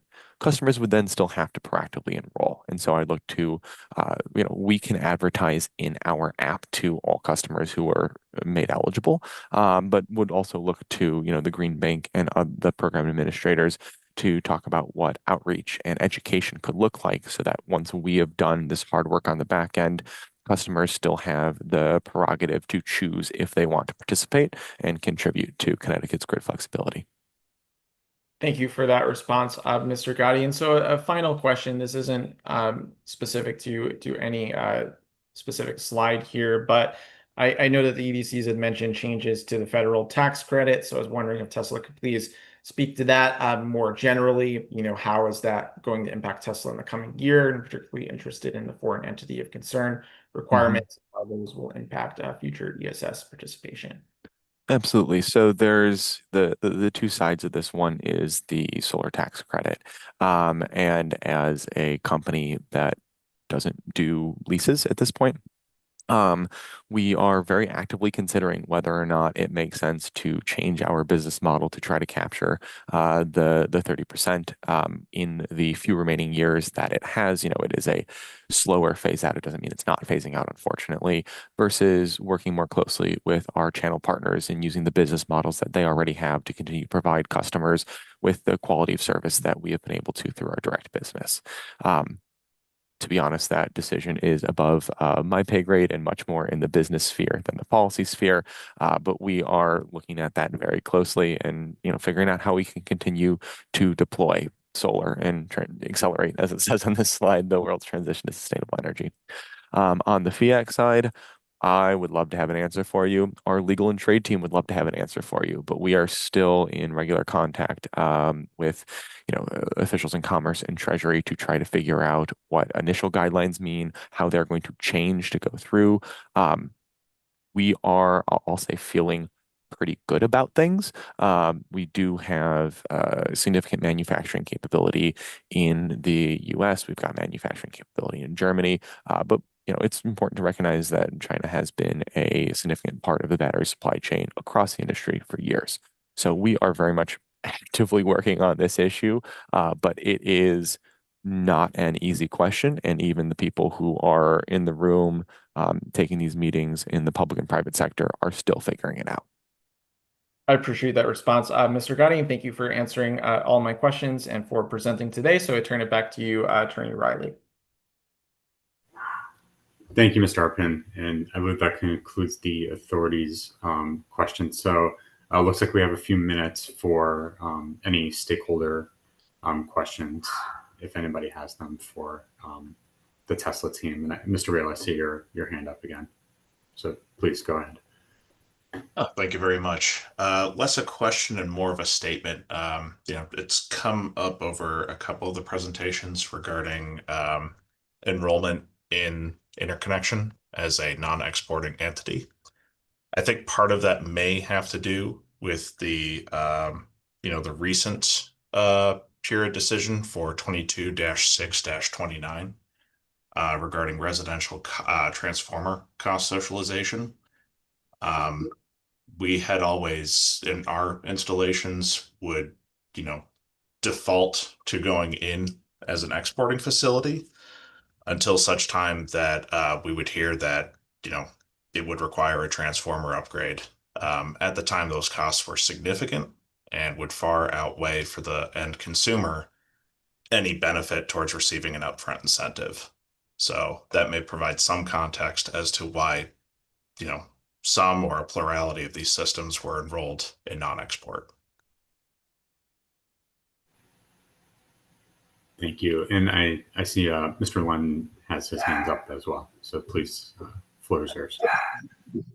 Thank you. I actually have more of a comment that I'd like to address on the elimination of passive incentive, and just wondering if this is the time for that, or if I should wait for others to talk before I get my chance to comment on that. We do have public comment coming up after Gottlieb's presentation. I'm happy to have you address that comment at that time, if that's all right with you. Sure, sounds great. Okay, great, thank you. And I don't see any other hands up right now.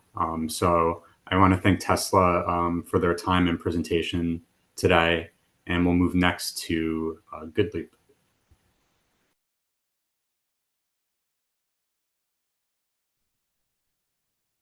Hi, everyone. My name is Ani Batska. I'm the Vice President of Virtual Power Plants for GoodLeap. I am using Jake Asal's, my colleague's link to this meeting.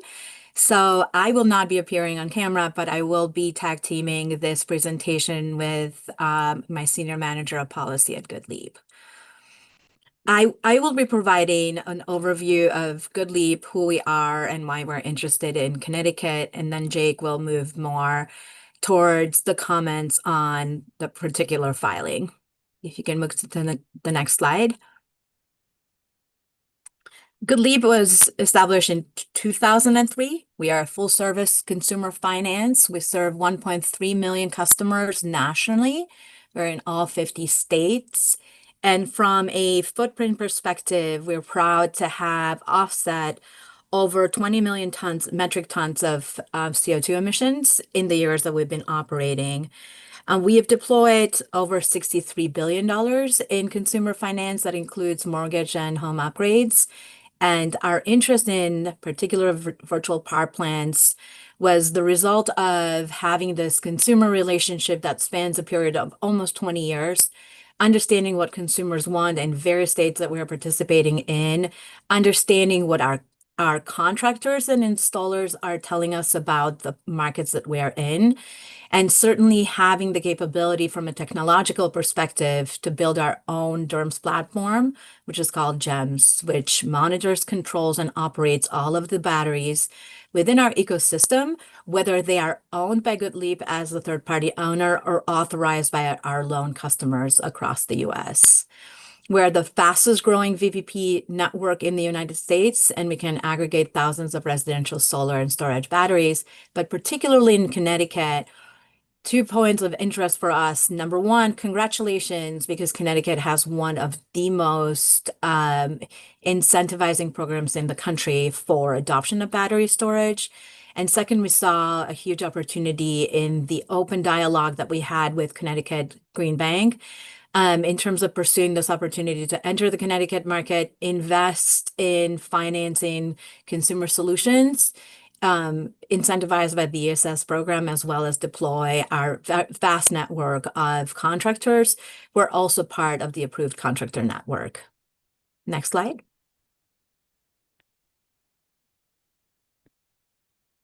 Thanks, Ani. So Connecticut has some of the lowest grid outage rates in the country, thanks to a stable climate and fewer extreme weather events. So customers in Connecticut don't feel the same pressures to invest in backup storage as we see in places like Texas. On top of that, there aren't other strong market signals beyond the existing upfront incentive that Ani just mentioned that make battery adoption financially attractive. So while storage has real value, the drivers that push customers toward it in other states just aren't as strong in Connecticut. The step one incentive is a powerful tool that provides a strong market signal, especially now that the regulatory burdens of passive dispatch have been positively adjusted in the 4th annual review. These changes will make it easier to unlock real value for customers right at the kitchen table without the worry of aggressive clawbacks, owners' performance requirements, or the risk of battery degradation through lengthy passive dispatch windows. And it also gives installers a strong signal that storage is worth marketing and selling. Without the robust upfront incentive currently in passive dispatch, that value can get muddied. It becomes harder for customers to clearly see the immediate benefits, especially for lower income customers, and instead the economics often hinge on specific business models rather than broad accessible value. Strong upfront incentives are what create immediate clarity and confidence for both customers and installers. As a new entrant into ESS, program consistency is crucial for continued participation and to ensure fairness and equity for customers regardless of when they join ESS. In the first technical session, the EDCs highlighted adoption trends during Connecticut's transition from connected solutions to the ESS program.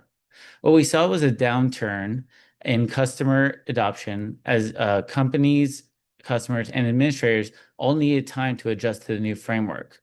The concern now is that with the complete overhaul of ESS as proposed and especially the sharp pivot away from an upfront incentive, we could see history repeat itself.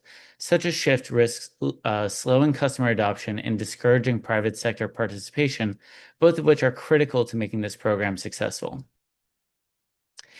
Even if the upfront incentive is preserved, the drop from step 1 to step 2 doesn't align with today's battery costs. When ESS was first designed, it assumed battery prices would continue to fall, but that hasn't been the case. Key tax credit levers have sunset or are going to sunset at the end of this year.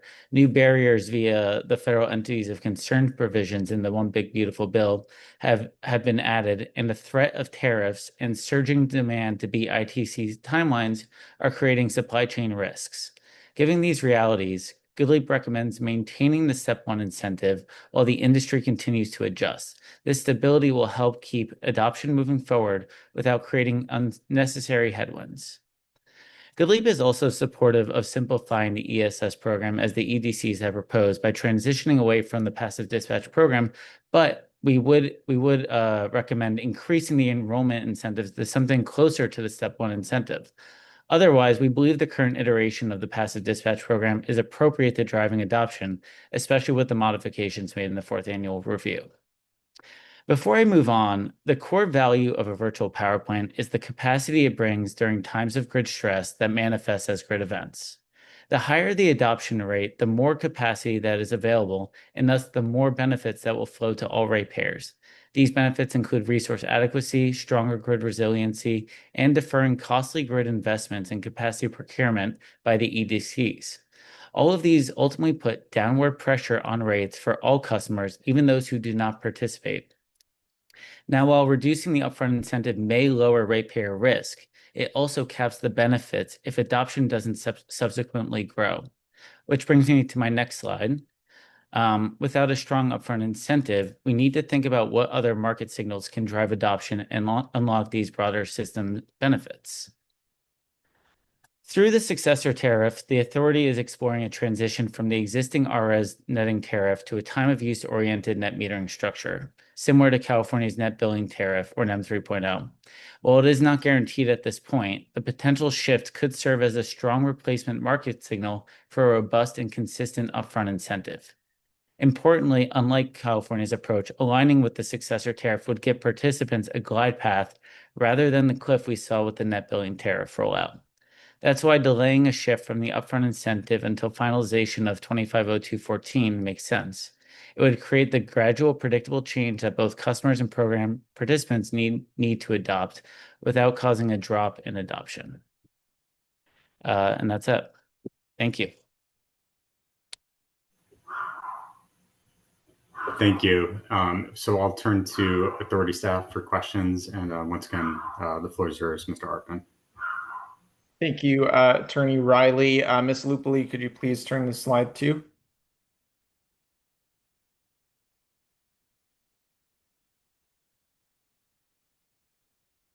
I believe it's the slide right before this one. Thank you. So my first question, could GoodLeap please expand a little more on its new partnership with the Green Bank to launch AI-powered virtual power plants in Connecticut? I will address that. Thank you so much for the question.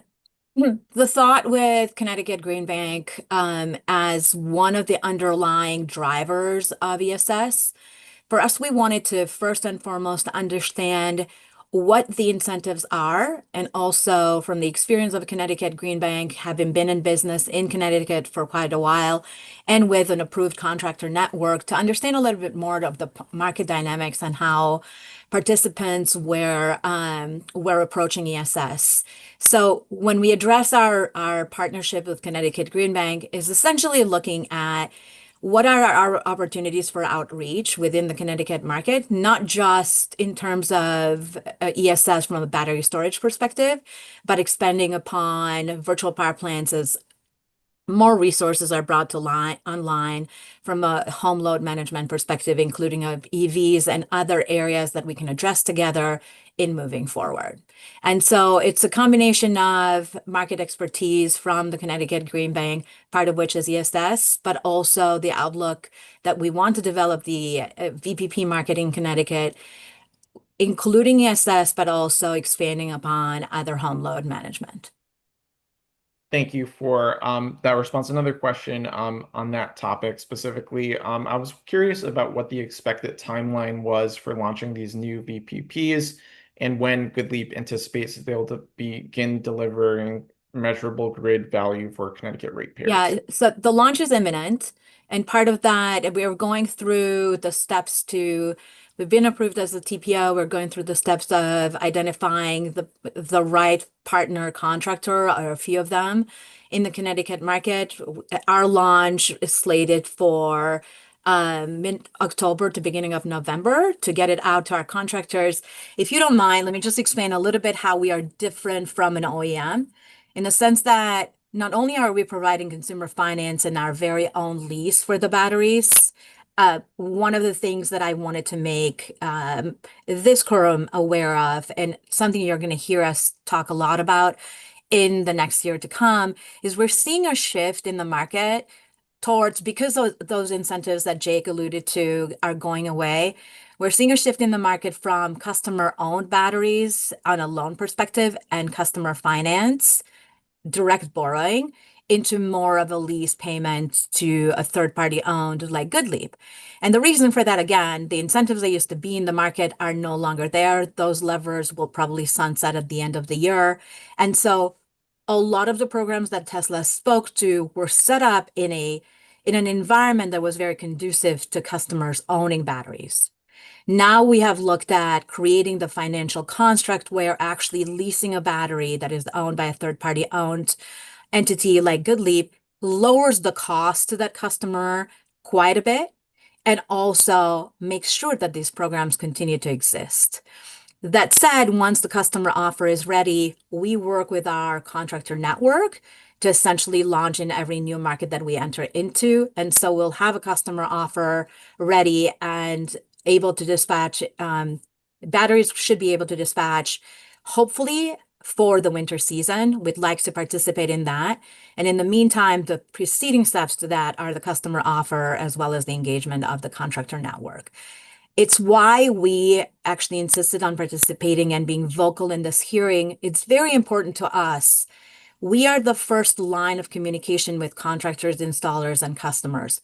We want to be able to convey a customer offer that is consistent, that customers can rely on, and not just in the first batch of customers that will enter the program, but it needs to be consistent from a value perspective for other customers that will be joining in the next year as well, and in the years to come. Thank you for that response. I would like to turn to slide 3, please.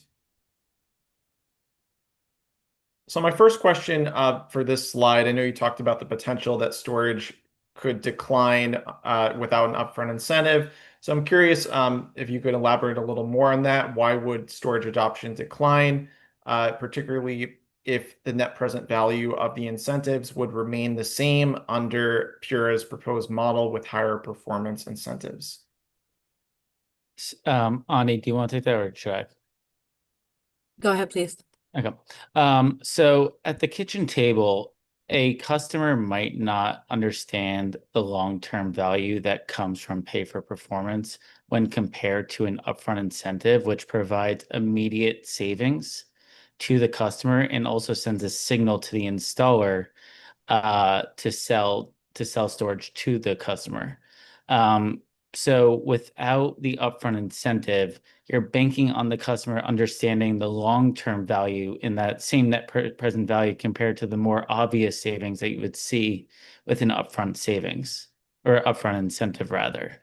And without the need for backup storage in Connecticut, or without clear market signals like the net billing tariff TOU rate, outside of the upfront incentive, it's not clear to the customer why they would need storage, especially without the immediate savings that an upfront incentive would provide compared to a 10-year runway of pay for performance compensation.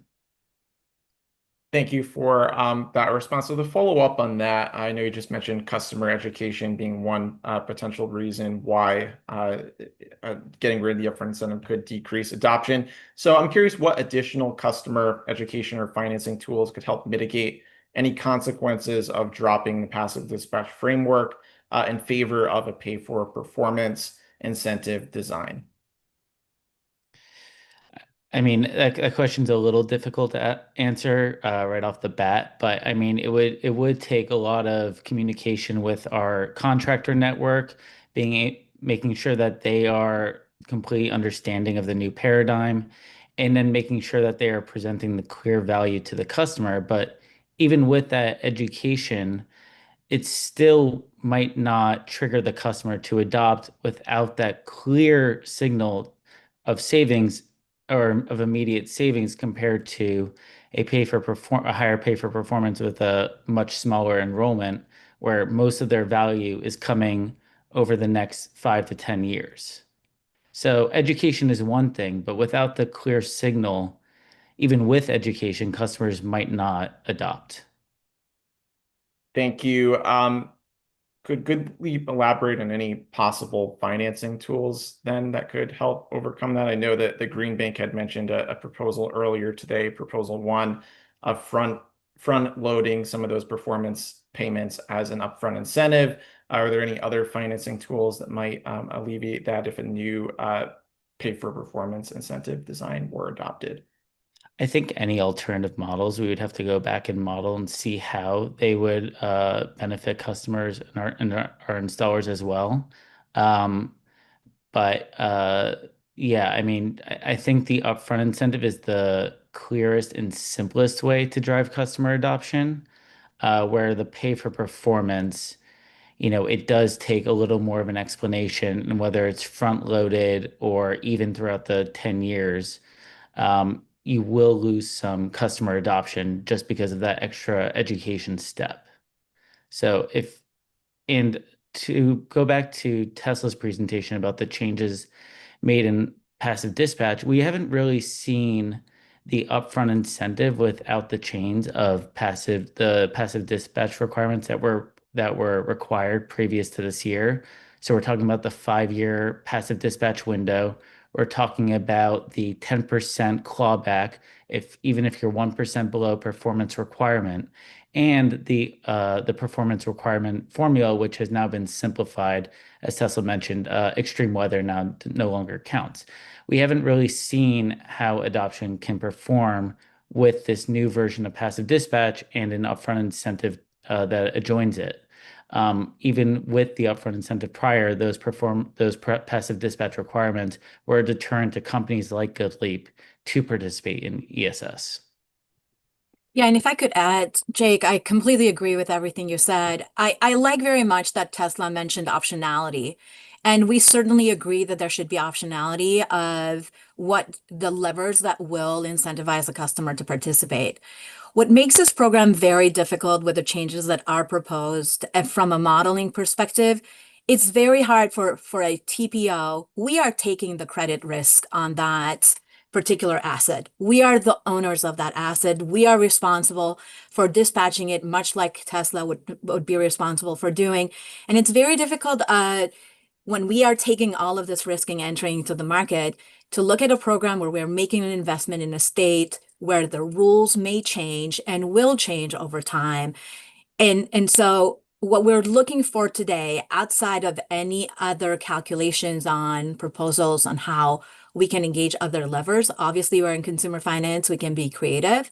The number one question that we want to address is the idea of creating a predictability of investment into the ESS program and in the market because of these changing dynamics on consumer borrowing. And so at the end of the day, the TPO, a third party like ourselves, is looking at being the front face of how dispatch is going to be performed, is also going to take the credit risk on customers, and therefore may alleviate some, if not a lot of the burdens of clawbacks or burden on other taxpayers. Thank you for those responses. I believe that those are all of my questions. So I would like to thank GoodLeap again for their time and presentation today, and I turn it back to you, Attorney Riley. Thank you, Christopher. And I just echo my thanks to GoodLeap for their presentation and participating in today's technical meeting. So we're at the public comment portion of our agenda. So I'll ask for any stakeholder questions for GoodLeap, or I know Mr. Lynn, I see your hand up again. I know you have some comments to make as well, so I'll let you go first, please. Great, thank you so much for the opportunity to also add my comments to the list of all the participants. I really appreciate the time and the opportunity. Really, what I'd like to talk about is really the elimination or the changes to that passive dispatch option and the upfront incentive. And in joining with Tesla and GoodLeap, I want to strongly advise against the elimination of that upfront incentive. And I think that there's a couple key things that you've heard, that everyone here has heard over and over, and I want to reiterate that. And one is that the biggest thing is that there just wasn't enough time for us to see the performance and see the impact it's going to have.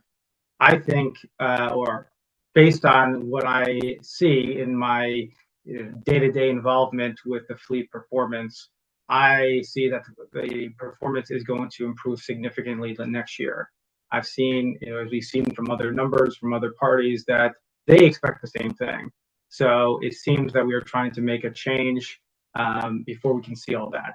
My second point is that I think the value actually still remains high and will continue to be even higher. The value provided by the battery systems will be more valuable over time as we get higher and higher penetration.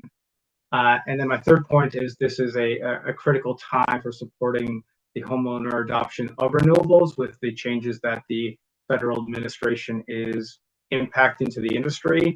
And if this is something that Pura and other stakeholders want to make sure continues to be a big piece of the Connecticut power infrastructure, we need to make sure that this is something that is financially viable for all the parties that are involved.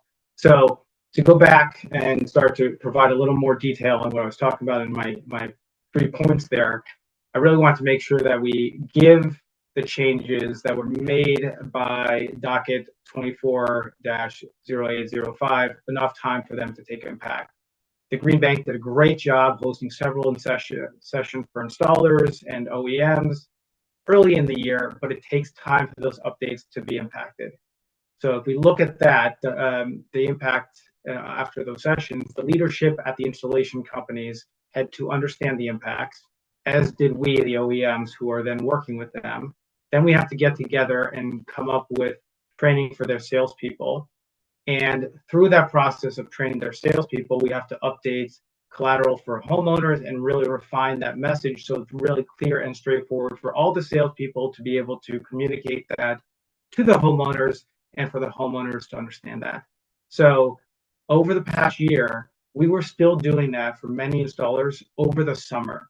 So for the changes that have happened about a year ago, right, and were really brought out in the beginning of 2025, we were helping educate salespeople this summer on that program. And then those systems that were then sold as a result of that education that we did over the summer are happening now and in the next month. So it takes months from that sale to go through to installation and commissioning and PTO, and then actually seeing them starting to be programmed and starting to participate in that. So if we're looking and say, okay, we made this change to the program, hey, how did it work? And you're looking at the last 6 months of performance, we're not actually giving it enough time to take effect. These are all challenging things that have to be impacted, and everyone in the whole ecosystem is doing a number of things. And in addition to their day-to-day job, they then need to take a step back, see these changes, really try to figure out how it impacts their business and how they want to provide value to the homeowners. So it really is not easy. And I think it was great that Tesla was able to provide some numbers. We've had other performance in other programs that are in the mid 90s or percentages, so much higher than we've seen. And there's a number of factors that drive that difference, but updating the campaigns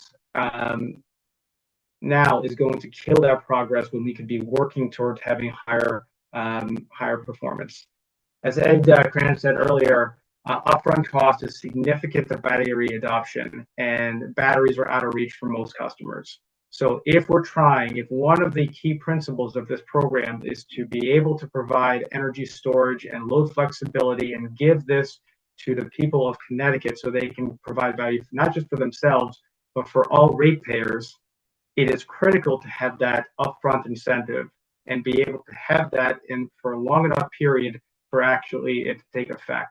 Because if we're providing something that's changing every year, it is not something that the installers and other people in the industry can rely on as being something that's going to be there and bankable, and are therefore going to ignore it. And it may be for some companies that they're going to have to ignore the state in general. We see that in places where the incentive changed. So, for example, in Utah, the Wattsmart incentive was very lucrative upfront incentive, and it drove adoption of energy storage where there wasn't any need for resiliency, and there was net metering, so there wasn't a need for self-consumption. But the upfront incentive was driving people to get batteries that could be used for grid services. Then, when Rocky Mountain Power really met their needs and the budget, they reduced that incentive, and because of that change, there wasn't that financial value, and some of the installers just stopped focusing on providing energy storage in Utah and focused on other markets like Colorado. They just completely stopped. Even if their headquarters were based in Salt Lake City, they focused on other markets. Another great example is Duke. So Duke has battery programs in North and South Carolina. In North Carolina, they have the upfront power pair incentive, which they don't have in South Carolina. There was massive adoption of energy storage in North Carolina, and it really hasn't had much of an impact in South Carolina. It's the same utilities, often the same companies installing in both states, but it shows how critical that upfront incentive is to the adoption of energy storage. But really, like I said before, that stability is key. If we don't have enough time where we can really communicate everyone to the salespeople and then homeowners, and then have something that's available for homeowners to really trust that is there and it's going to be something that they can rely on for the long term, they're not going to be participating in this program.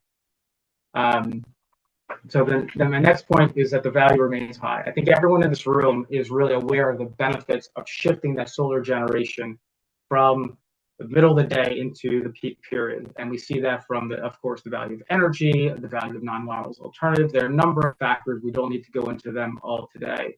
But I also think we're leaving some of the value on the table, and having that firm dispatchable asset, that load flexibility from an aggregation of batteries can also do more about, can provide more value if it's used in other ways in addition to that basic shifting of load. And that's using them as spinning reserves, being able to call on the systems much more quickly.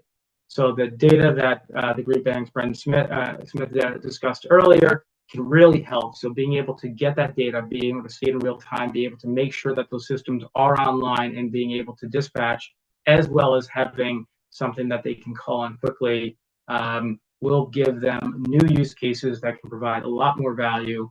And we've seen the rising cost of capacity. We've seen what's happened in PJM and ISO New England. These rates are only going up. So being able to have these aggregation of batteries that we can call on for the next 10 years is going to be very, very valuable. And so I really think that this is a key thing, that we have these great assets that provide a lot of value. If this is something that Connecticut really believes in providing value to not just the people who are buying these systems or acquiring them, it's something that has to be maintained. And so the last point was the impact that the elimination of the 25D tax credit is going to have. and really push people to using a TPO or a third-party ownership model or lease PPA.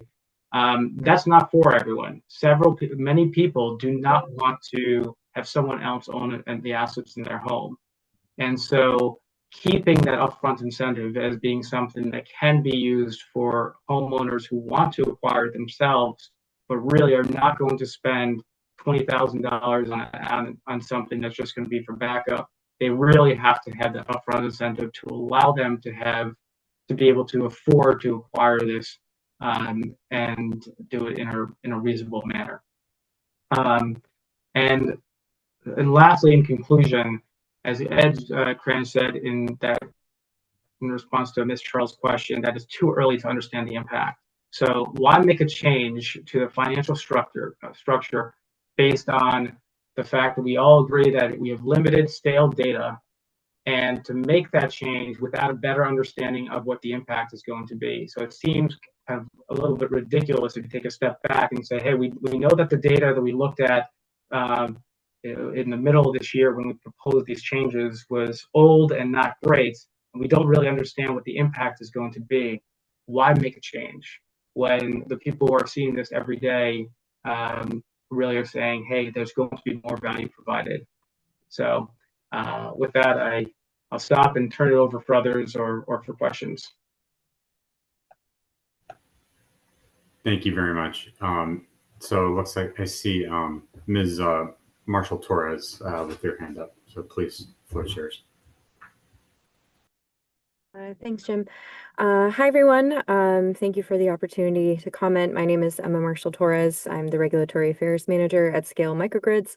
Scale is one of the leading developers in the large C&I segment. In the ESS program, we develop resilient solutions for critical infrastructure, tribal communities, schools, and C&I entities like distribution hubs, domestic manufacturing, and food processing facilities. For the sake of my comments relative to the ESS program, our assets are exporting batteries capable of meeting the program's islanding requirement thanks to our proprietary microgrid technology.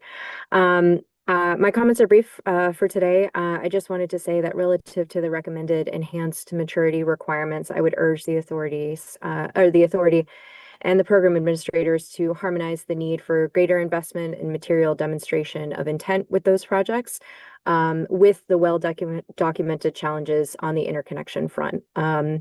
Instituting these changes for project owners, absent any parallel requirements for program administrators to promptly progress the study and interconnection of pending projects, presents an asymmetric burden in maintaining continued progress towards state storage goals. We look forward to coordinating with the Green Bank and providing further color on some of the topics that were discussed today, including FEOC and the assumptions around the reformed performance incentive for the C&I segment. But thank you again for today's presenters and the opportunity to comment. Thank you. Thank you. So I do not see any more hands raised, but I'll pause briefly for one last opportunity to provide any public comment.